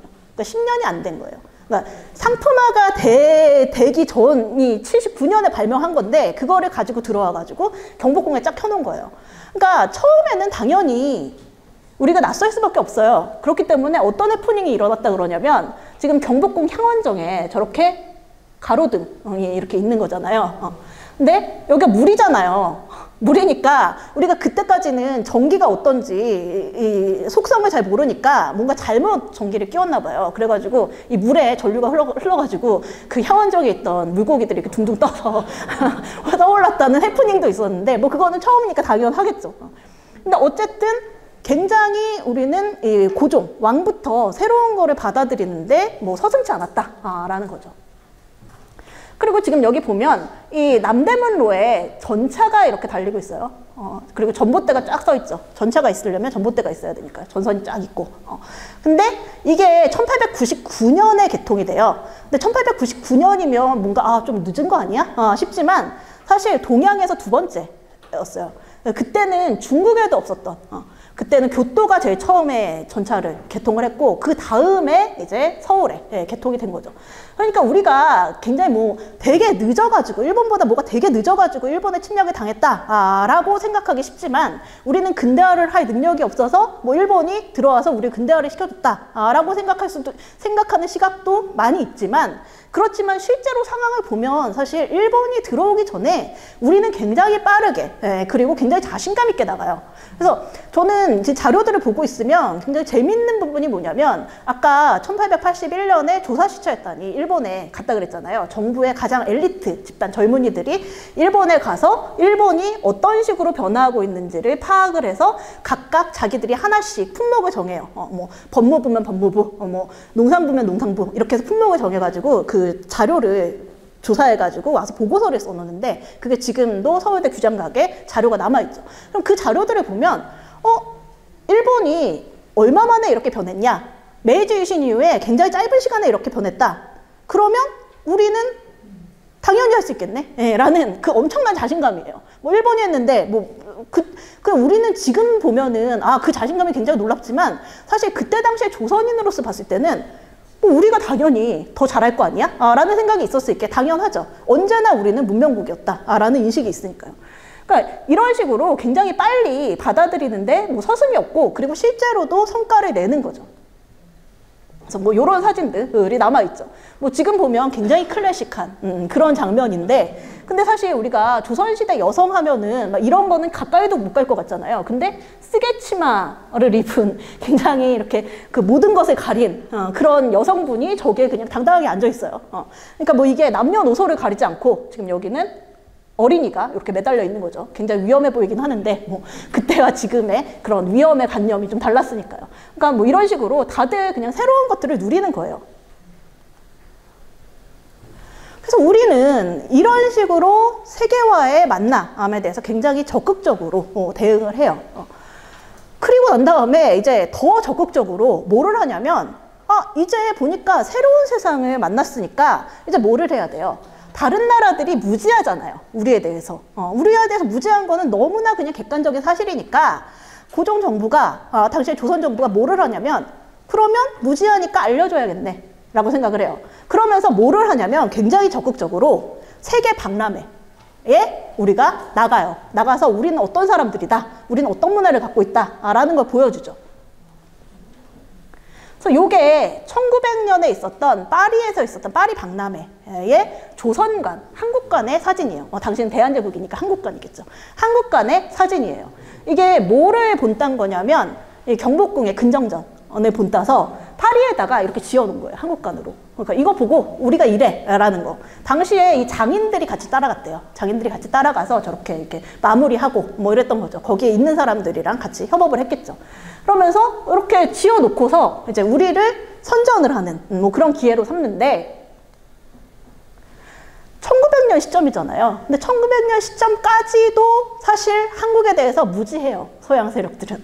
그렇기 때문에 여기에 르푸티 주르날이라는 당시에 파리에서 이 엑스포 박람회 소식을 전했던 그 잡지에 이런 그림이 그려져 있고, 또 뭐라고 기사가 나와 있냐면, 자기네들의 얘기가 극동에서 가장 베일에 가려져 있으며 또한 이웃이 가장 탐하는 나라. 그러니까 1900년도가 되면 이미 청해전쟁 이후잖아요. 그리고 러일전쟁 직전이잖아요. 그러니까 거의 막 분쟁 지역이 돼 있는 거예요. 근데 그리고 외부 세계에 노출을 꺼려왔던 조선의 세계 박람회 참가는 놀라운 일이다 라고 해요. 근데 웃기는 거는 조선 세계 박람회 참가가 처음이 아니거든요. 이미 1893년에 시카고 박람회도 갔어요. 근데 모르는 거죠. 그래서 놀라운 일이래요. 그래서 독특한 건립 양식으로 세워진 대한제국 간에 전시된 특산물들이 새로운 교류를 갈망하는 듯 보였다. 우리는 이미 20년 전부터 하고 있었는데 모르는 거예요. 아직도 무지의 대상이 조선이었다라는 거죠. 그 무지의 상태를 어떻게 볼 수 있냐면, 지금 요 그림에 보면은 이게 한국관이잖아요. 한국관인데 한국 사람들을 그려야 되잖아요. 근데 뭐 여기는 한국 사람 같은데 막 중국 사람도 있고 막 일본 사람, 베트남 사람 같은 사람도 있고, 그러니까 동양 그 어디에 어딘가가 조선인 거예요. 이때까지도 이제 서양에는 그렇게 생각이 됐던 거죠. 근데 그 한국관 안에 들어가 보면 이런 것들이 전시해 놨어요. 뭐 그러면서 이런 모자, 갓이죠, 갓은 뭐 이런 조선의 복식이라든지 뭐 이런 것들을 이제 전시를 해놨죠. 그래서 뭐라고 아까 그 잡지가 계속 얘기를 하고 있냐면, 한국인의 식생활은 중국인보다 다채롭대요. 돼지고기, 소고기를 구운 것을 먹는다. 뭐 지금이나 예나 지금이나 똑같죠. 개고기는 환자들에게 국으로 대접한다. 뭐 옛날에는 단백질이 부족했던 시대니까 이제 개고기 먹는 게 굉장히 흥미로웠나 봐요. 모든 음식을 아주 몇 개 먹는데요. 그리고 음료로는 쌀 끓인 물이 가장 흔하다. 뭔가요? 숭늉. 예, 누룽지 먹는 거 그게 재밌었나 봐요. 차는 거의 마시지 않고, 그러니까 중국이랑 일본을 통해서 들어왔으니까 동양은 당연히 차를 마신다고 생각했을 거 아니에요. 근데 조선은 아니라는 거예요. 일종의 쌀맥주를 즐겨 마신대요. 뭔가요? 막걸리.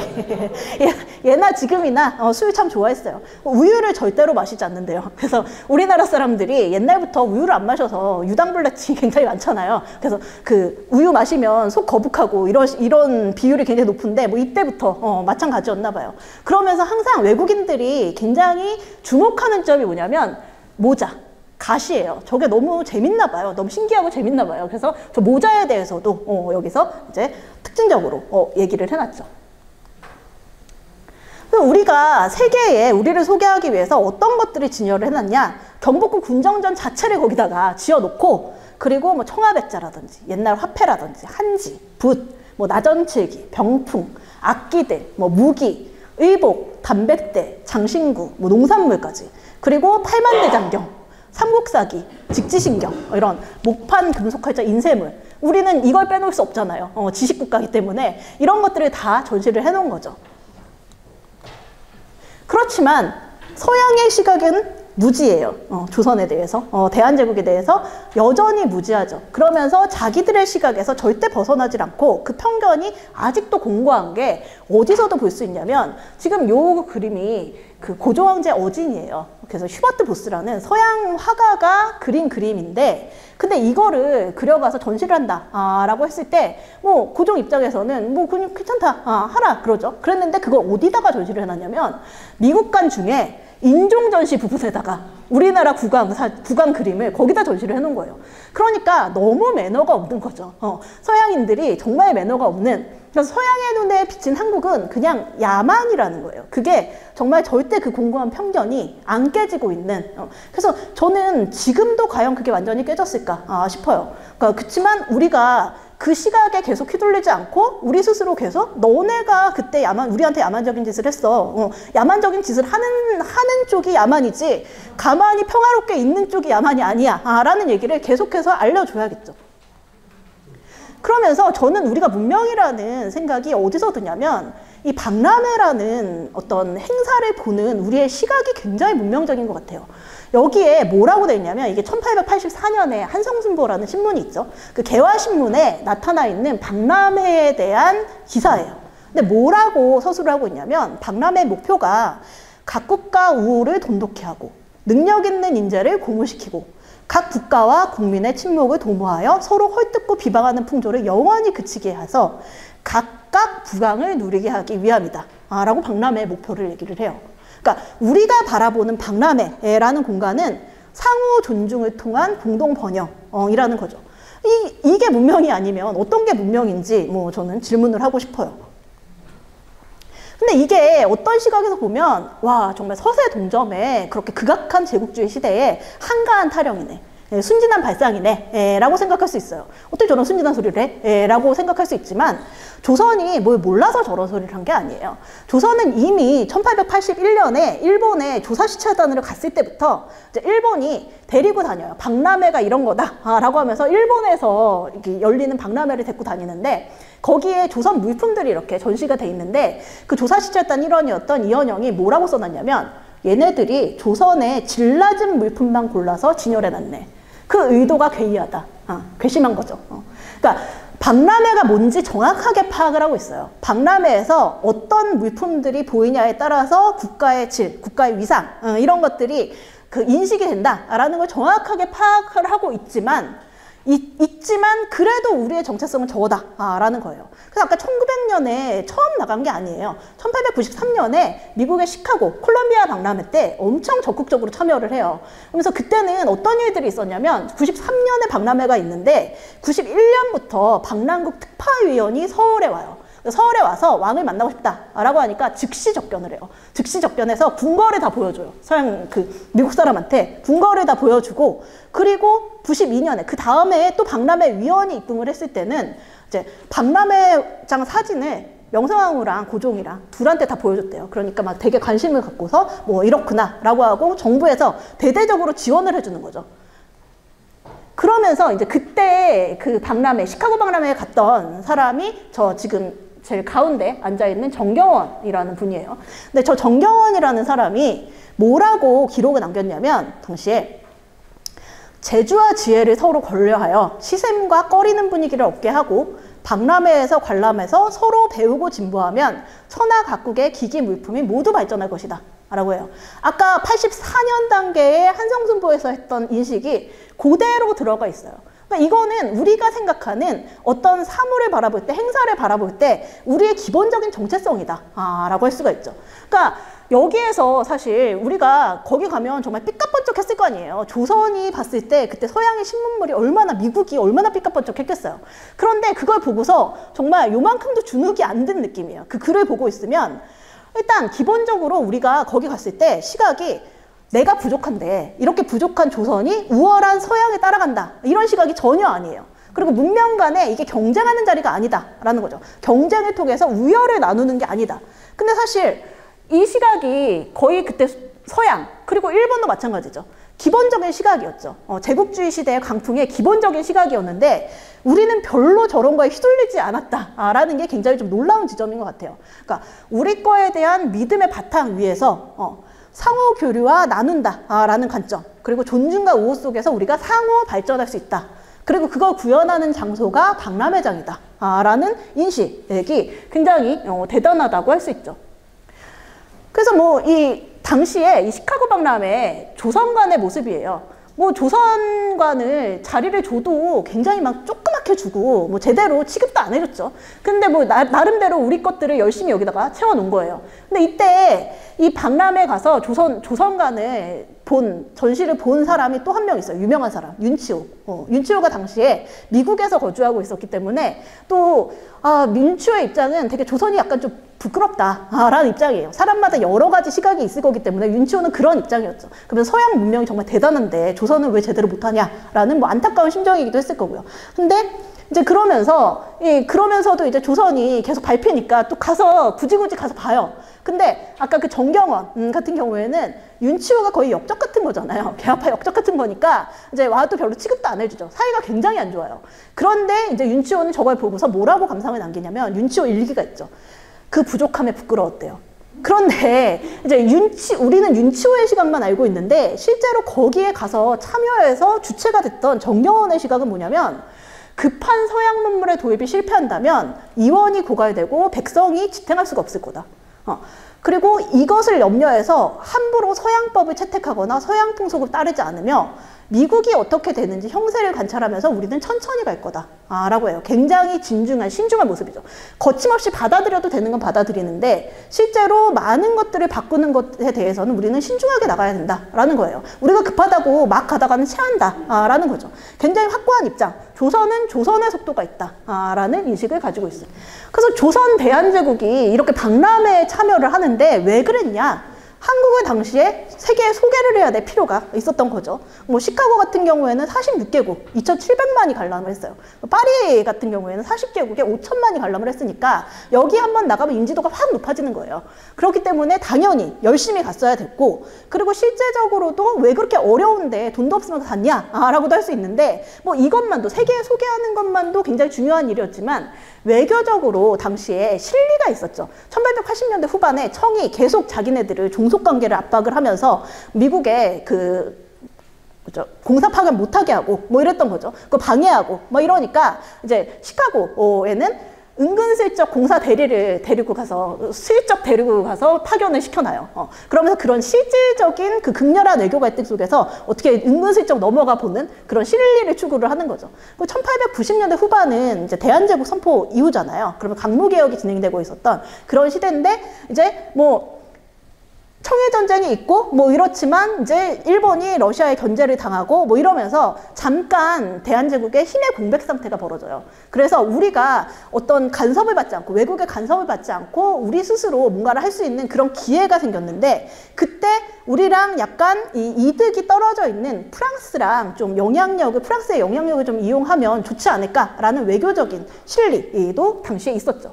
그래서 뭐 이런 여러 가지 이유로 인해서 조선 대한제국이 박람회를 참여를 하게 되는데 또 우리는 여기서 이제 그들의 시각을 보기 전에 우리의 스스로의 정체성이 어떤 것이었는가.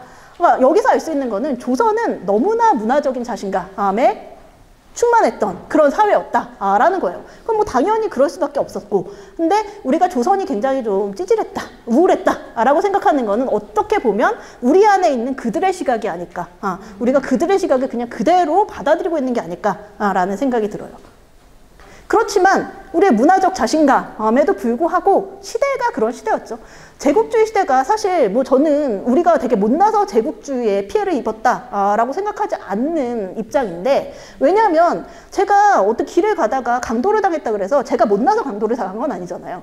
그렇기 때문에 뭐 총칼로, 우리는 몇백 년 동안 총칼로 하는 거는 야만이다라고 생각하고 지녀온 문명이에요. 근데 총칼을 가진 애들이 들어와가지고 찌르는데 우리가 어떻게 대적을 할 수가 없는 거예요. 만약 그거 대적을 해야 된다, 했어야 된다라고 했다면 우리도 마찬가지로 총칼의 문화를 계속해서 가지고 왔어야 됐겠죠. 근데 우린 그게 아니었으니까 어떻게 보면 당시의 상황에서는 너무 당연한 거일 수 있다라는 거죠. 그렇지만 뭐 우리로서는 너무나 불행이었죠. 그런 정말 야만적인 시대가 도래한 게 너무나 불행이었고, 그래서 결과적으로는 어떻게 됐냐, 일본에 의해서 고종이 강제퇴위 당하죠. 그래서 1907년에 강제퇴위를 당하고, 이 부분이 이제 이태리에까지 전달돼서 이태리 잡지에 저렇게 왕이 양여식, 고종과 순종의 왕이 양여식의 모습이 저렇게 수록이 돼 있는 거죠. 근데 뭐 당시에 고종이 굉장히 완강하게 거부를 해서 고종이 안 나가서 고종 대신에 대리역에 섰다라 그래요. 그래서 뭐 고종이 완강하게 거부를 했지만 뭐 그래도 어쩔 수 없는 상황, 정말 서세동정 그리고 일본의 제국주의화 때문에 침략을 당하는 상황에서 우리는 뭐 망하고 말았던 거죠. 그래서 퇴위당하고 난 다음에 지금 덕수궁에 돈덕전이 새로 만들어졌는데, 이 사진을 가지고서 고증을 해서 새로 지었는데, 뭐 직접 가보시면 컬러감을 볼 수 있으실 거예요. 근데 지금 퇴위당하고 난 다음에 고종이 이렇게 난간에 서서 고종이랑 순종이 이렇게 서 있고 영친왕이 옆에 있는 거죠. 그러면서 굉장히 씁쓸하게 우리의 근대사는 막을 내려야 했지만, 뭐 그렇지만 뭐 사실 우리가 지금 이 시점에 생각해 봐야 되는 거는 우리가 망했다가 아니라 우리가 한번 망했는데 어떻게 이렇게 일어났지? 인 거잖아요. 그러니까 그 부분에 대해서 좀 생각해 볼 필요가 있다라고 생각을 해요. 그렇지만 뭐 우리가 이렇게 열심히 노력을 했지만 뭐 서세동접의 제국주의 국가 19세기의 상황에서 그들은 여전한 편견을 갖고 있어요. 서양은 문명이고 조선은 야만이다. 어떤 시각인가? 좀 구체적으로 보면 뭐 이런 거죠. 1909년의 시점이에요. 1909년에 르푸티주르라는 프랑스 매체죠. 프랑스 매체가 뭐라고 보고 있냐면, 우리나라에 대해서 뭐라고 서술했냐면, 한국 국민은 무기력하고 게으르며 인습에 젖어 있어 선진 문물에 대한 호기심이 거의 없다. 한국 남자들의 게으름은 놀라울 정도다. 힘든 일은 여자들이 다 하고 남자들은 아침부터 저녁까지 커다란 담뱃대를 입에 물고 길에 누워 있대요. 보잘것없는 일을 하는 것을 수치스럽게 여기는 고정관념을 가지고 있고, 아무리 큰 불행이 닥치더라도 이런 생각을 버리지 못한다. 정말 그냥 우리가 생각하고 있는 편견 그대로가 여기에 적혀 있어요. 뭐 물론 일정 정도의 진실들이 있겠지만 그래도 전체적인 상을 보면 사실 우리랑 굉장히, 우리가 한국인이 무기력하고 게으르다라는 거는 좀 상상이 안 가잖아요. 그러니까 한국인들은 게으름만큼이나 매사에 무관심하대요. 그래서 유럽 문물에 출연해도 별 관심 없이 무심할 것이라 생각된다. 지금까지 봐온 바로는 사실관계가 우리는 굉장히 민감해요. 그러니까 새로운 것들을 받아들이는데 주저하지 않죠. 그렇지만 그런 실제적인 팩트는 볼 생각이 없는 거예요. 그냥 자신들의 시각에 갇혀서 이렇게 그냥 띵 얘기를 하는 거죠. 그래서 한국 도시에 처음으로 자동차가 나타난다면 어떤 일이 벌어질까라고 쓰면서 저런 그림을 수록해놨어요. 결과는 진정한 공포 그 자체였다. 한국인들은 사람의 모습으로 한 귀신이 괴물을 타고 나타났다고 생각했다. 사람들은 혼비백산이 되어 달아났다. 물론 처음 봤을 때 좀 놀랄 수는 있죠. 지금 우리도 만약에 우주선이 여기 왔다 갔다 하면은 처음 볼 때 놀랄 거잖아요. 근데 그런 모습을 가지고 이미 우리는 전차도 아까 쓰개치마 이렇게 입은 아씨가 전차에 앉아있는 모습을 봤잖아요. 근데 이런 식으로 그냥 본인들의 생각을 저렇게 확대 재생산하는 모습, 그런 시각, 편견을 볼 수가 있죠. 그리고 이 사람들이 뭐 이렇게 조선의 길바닥에 가서 그런 나쁜 얘기들만 하는 게 아니에요. 조선의 굉장히 호화주택, 특히나 뭐 이사벨라 버드 비숍이라는 굉장히 유명한 당시에 영국 여행가가 있죠. 그래서 이분이 1894년에 조선에 처음 들어와서 이제 몇 년 동안 왔다 갔다 여러 차례를 하고 한국과 그 이웃나라들이라는 유명한 책을 내는데 굉장한 베스트셀러가 됐죠.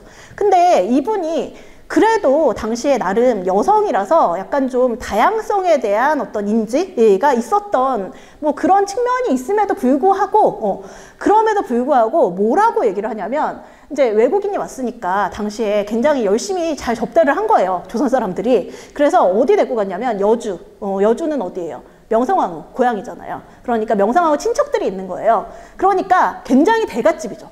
대갓집에 초대를 한 거예요. 이 사람을. 초대를 했는데 뭐라고 얘기를 하냐면 꽤 잘 추선되고 많은 치장을 한 타일 지붕에 건물에 있는 뜰에 들어오라는 초대를 받아서 자기는 가려고 그랬다는 거죠. 물러 나오려고 했는데 시녀들에 의해서 붙잡혀져서 정말 말 그대로 붙잡혀서 끌려갔대요.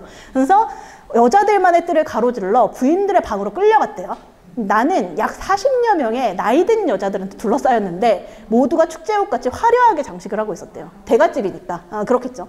매우 젊고 인디안 같은 보석들을 달고 있는 소녀인 주인집 부인은 매우 예쁘고 더할 나위 없이 고운 피부를 갖고 있었대요. 그러나 누구나 할 것 없이 예절이란 없었다. 라는 거죠. 그러니까 자기를 계속 이렇게 보고 신기하게 보고 막 한번 만져보고 막 이러는 거죠. 그러니까 예절이 없다. 굉장히 야만적이다. 라고 평가를 하고 있는 거예요. 근데 자기들도 뭐 지금 조선이래다. 한국 사람이 동양인이 거의 서양에 동양인 거의 없는 지역에 가면 그 사람들도 굉장히 뭐 이렇게 무례하게 보거든요. 근데 마찬가지 이제 역지사지 해보면 마찬가지 일이었을 텐데 얼마나 신기했겠어요. 근데 야만이다라고 낙인을 찍어버리는 거죠. 그러면서 그들은 14개나 이어지는 방들을 보여주었는데 마루는 섬세하게 세공이 되어 있었지만 대부분 소름 끼치는 아닐링 염색제에 추잡한 무늬가 그려진 야한 브리셀제 수단 카펫으로 덮여 있었다. 모든 방은 부드럽게 채색된 벽에 비해서 번쩍이는 야한 금박 속에 큰 거울이나 프랑스식 시계가 있어서 모든 것을 돈으로 처바른 저속함을 보여주었다. 사실 생각해보면 지금 우리는 굉장히 새로운 걸 받아들이려고 노력을 하고 있는 거예요. 그러니까 사회 최상류층부터 굉장히 적극적으로 저걸 받아들이는 거죠. 그랬는데 자기가 봤을 때는 정말 저속하다라는 거죠. 그러니까 일단 시각이 기본적으로 저걸 깔고 있으면, 편견을 깔고 있으면 뭘 봐도 그렇게 보일 수밖에 없다라는 게 뭐 제 저거를 본 저의 소감인데, 그러면서 뭐를 하냐면 젊은 주인이 자기가 갖고 간 사진기를 보더니 사진을 한 장 찍어달라 그랬대요.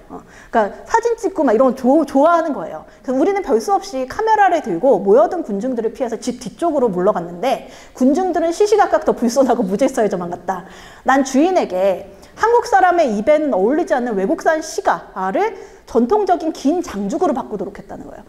조선 사람이 사진 찍어달라 그랬는데 그분이 잘 사시는 분이니까 외국 사람도 오고 이랬으니까 우리도 너네랑 같은 거 해 친구야, 이걸 보여주기 위해서 시가를 피고 있었겠죠. 그랬더니 자기는 그걸 보고 싶은 게 아닌 거예요. 자기가 보고 싶은 거는 뭐 오리엔탈리즘적인 시각이죠. 정말 조선이라는 거, 조선의 야만적인 모습, 막 이런 거, 새로 뭔가 자기들이 모르는 모습, 신비한 모습, 이런 걸 보고 싶은데, 근데 이 사람들이 그게 아니니까 뭐를 요구하냐면 너네 거를 물어 라는 거죠. 담뱃대 물어, 긴 장죽 물어 라고 해서 그거 바꿔가지고 사진을 찍는 거예요.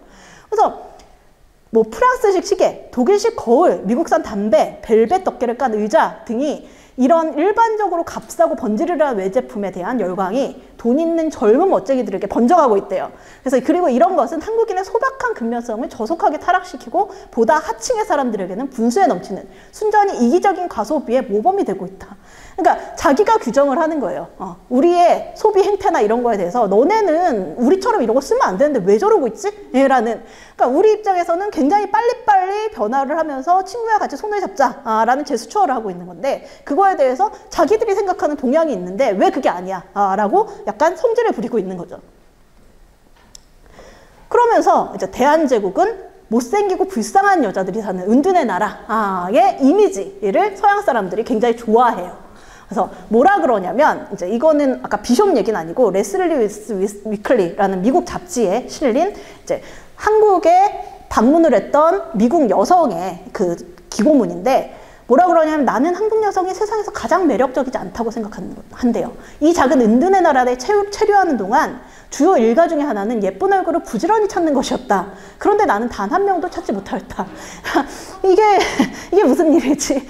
대갓집에 가면 그쪽 아씨들은 정말 다들 막 비단결같이 고운 피부를 갖고 있었다라는 증언들이 굉장히 많거든요. 근데 그거 보고 싶지 않은 거죠. 그러니까 거리에서 볼 수 있는 여성들은 대부분 노비, 하인, 뭐 기생인데 누구든지 간에 제대로 옷에 갖춰 입을 여유 없이 거리로 급하게 뛰어나온 사람들 같대요. 한복을 최초로 만든 사람은 세상에 다른 옷을 본 적이 없거나 비슷한 종류의 잘못된 비례감각을 보여주는 옷만 본 사람들일 것이다 라는 굉장한 편견을 보여주고 있어요.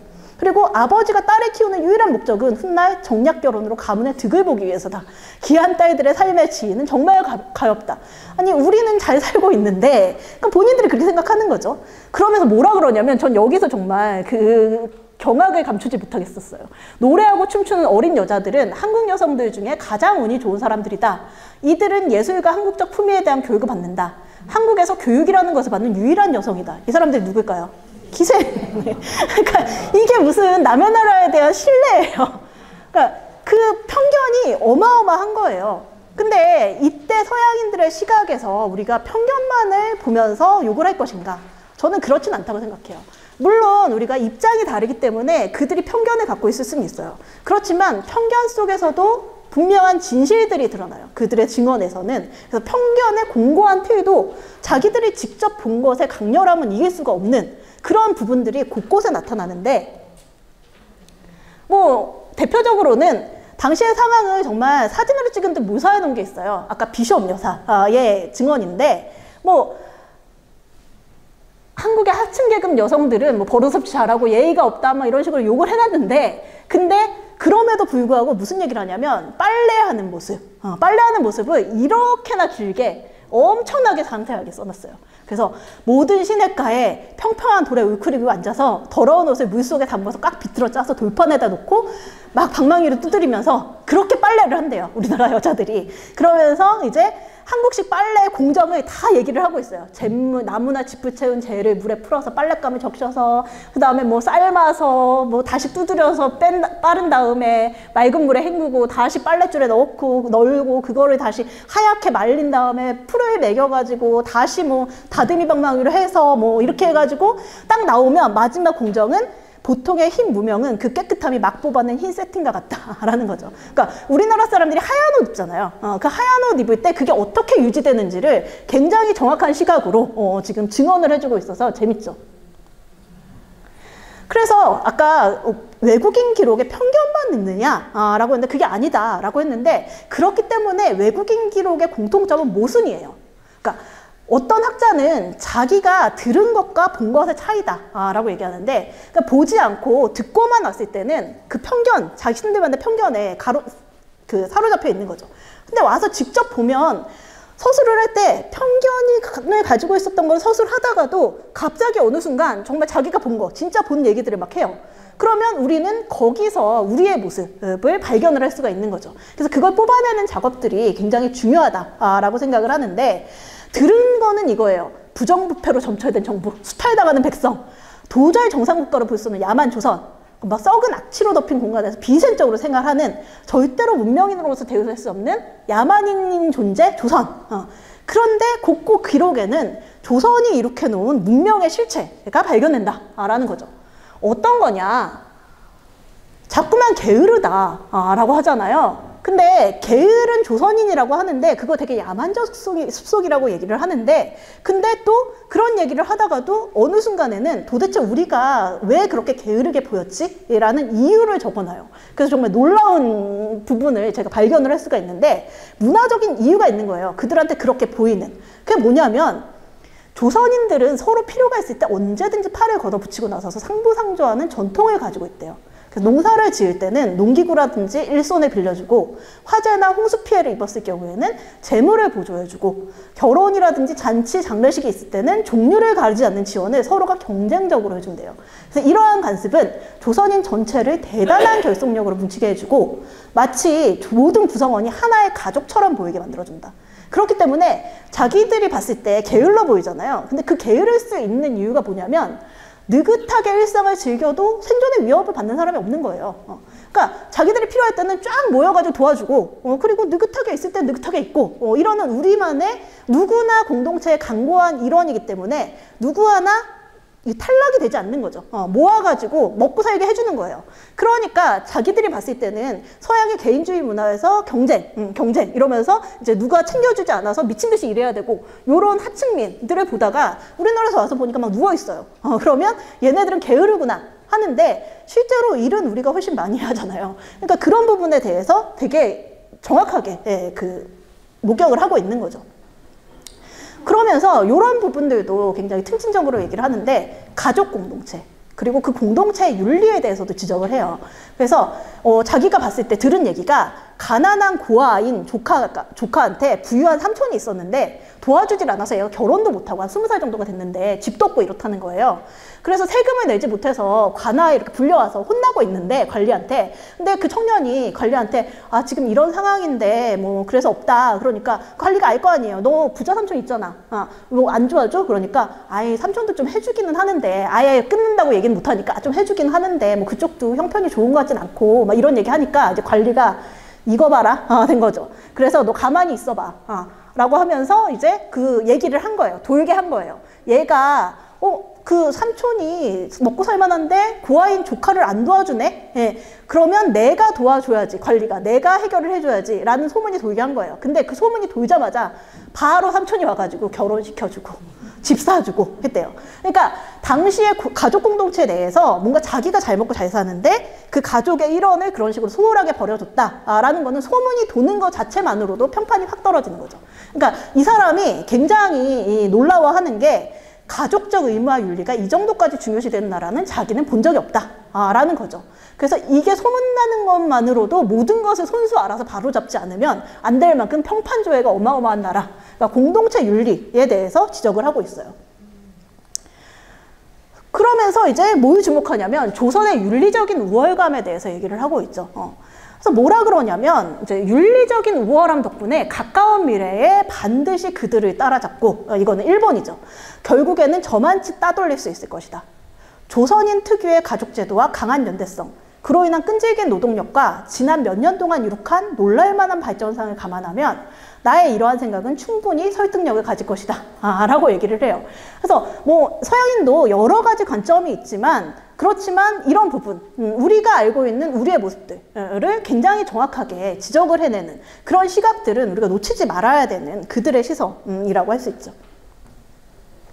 그리고 아까도 자꾸만 조선을 추한 여성이라고 얘기를 하잖아요. 근데 그게 왜 그러냐면 당시 제국주의 시대에 동양은 나약하고 감성적인 그런 여성성을 가진 존재, 뭐 지금은 말도 안 되지만 당시에는 그랬죠. 서양 같은 경우에는 강인하고 이성적인 남성성을 가진 제국주의 국가로 자기들을 위치 지어요. 그러면서 이제 뭐라 그러냐면 이런 식으로 한양은 마치 겉보기가 볼품없는 농촌의 안악 같아 보인다. 이런 식으로 우리나라 이미지를 그렇게 추한 여성으로, 나약한 여성으로 위치를 짓는 거예요. 근데 뭐 그러면서 이제 모든 여성들이 되게 박색이었다라는 기록이 이제 막 여러 가지가 나오는데 시간이 조금밖에 안 남아가지고 제가 조금 빨리 넘어갈게요. 그 내용들이 궁금하시면 프린트해서 보세요. 그러면서 자기들이 봤을 때 이런 부분들은 정말로 이제 그 결혼하는 결혼식 날의 여성이 정말 이게 눈에 풀 붙이고 있고 말도 하면 안 되고 입에도 풀 붙이고 있고 이러니까 자기의 결혼을 자기가 보지 못한다는 거예요. 이게 무슨 억압의 피해자냐, 이게 무슨 야만이냐 라고 하면서 정말 여성들은 그냥 혹사당하다 죽는다 라는 그런 얘기를 하는데, 근데 그것도 겉으로 보기에는 일견 진실일 수 있지만 실제로 어떤 일들을 얘기를 하냐면 또 다른 증언들에서는 자기가 여행을 갔다가 어떤 마을에 들어갔는데 그 마을에 보통 들어가면 그 마을에 유지가 있을 거 아니에요. 그 유지한테 도움을 받아서 이렇게 공동체 사회니까 자기들이 도움을 받고 이래야 되는데, 근데 자기들이 갔는데 막 비가 막 오고 막 이러는데 유지가 어디 출타 중이었다는 거예요. 그래가지고 어떡하지? 되게 난감하네. 근데 막 그 와중에 자기가 데리고 다니는 뭐죠? 종업, 그 뭐라 그러죠? 자기가 마부, 하인 뭐 이런 사람들 데리고 다닐 거 아니에요. 보조자들을 데리고 다닐 거 아니에요. 그 사람이랑 또 마을 사람이랑 또 시비가 붙어가지고 막 치고받고 싸우고 막 이러고 있는 거예요. 근데 유지가 없으니까 이걸 어떻게 해결하지 이랬는데, 정말 처음에 인사할 때는 자기가 보는 너무나 당연한 조선 여성처럼 굉장히 막 수줍고 다소곳하고 막 이런 그 유지의 부인이 갑자기 어느 순간 문제가 일어나고 자기 남편이 없으니까 갑자기 진두지휘를 하더래요. 진두지휘를 하면서 이쪽이랑 누구 잘잘못을 따져가지고 뭐 네가 어떻게 잘못했고 네가 어떻게 잘못했으니까 뭐 어떤 식으로 해 라고 하니까 꼼짝 못하고 다 듣고 있다는 거죠. 그러면서 굉장히 질서정연하게 뭐가 착착착착 움직였다는 거예요. 그러면서 이제 그 길을 떠나기, 촌장이니까 유지죠. 유지가 없다는 말을 들었을 때 자기네가 그 가기라는 정말 불가능해 보였는데 갑자기 그 부인이 나타나서 남편 역할을 대신하면서 그녀 자신도 예상하지 못했을 만큼 유능한 협력자임을 입증했다. 그녀는 멋지고 풍만한 중년의 여인으로 짐꾼들에게 어떤 일을 하라고 명령을 내렸으며 서둘러 짐꾼들을 더 불러오라고 보내기도 하였다. 내켜하지 않는 사람들을 엄청난 언변으로 다루고 비에 발이 묶인 몇몇 여행자들한테 막걸리, 이제 자기 좀 춥고 이러니까 술도 주고 그리고 처음 본 흑투석이 외국인가 그의 계획까지 친절한 관심을 보일 만큼 여유를 보이기도 했다라는 거죠. 그래서 이러한 사실이 알려지기만 한다면 이 지역에 사는 여자들이 세상에서 더 높은 자리를 차지하고 이론적으로 생각하는 것보다 더 큰 영향력을 발휘할 것이라는 생각을 하고 있던 차에 그 촌장의 부인은 이런 나의 생각을 확고하게 만들어주었다. 실제로 보는 조선 여성들은 나약하지 않았다라는 거죠. 근데 이거는 사실 우리도 사실 조선 여성이 되게 나약했다고 생각을 하잖아요. 근데 이런 증언들을 실제적으로 해주고 있기 때문에 뭐 우리가 굉장히 흥미롭게 볼 수 있는 지점이다라고 할 수 있죠. 네. 그래서 여러 가지 서양인의 시각, 19세기 서양인의 시각, 그리고 우리의 입장에 대해서 이제 종합적으로 한번 살펴보는 기회를 가져보려고 제가 이렇게 짜봤는데 어떻게 재밌으셨을지는 잘 모르겠습니다. 네, 들어주셔서 감사합니다.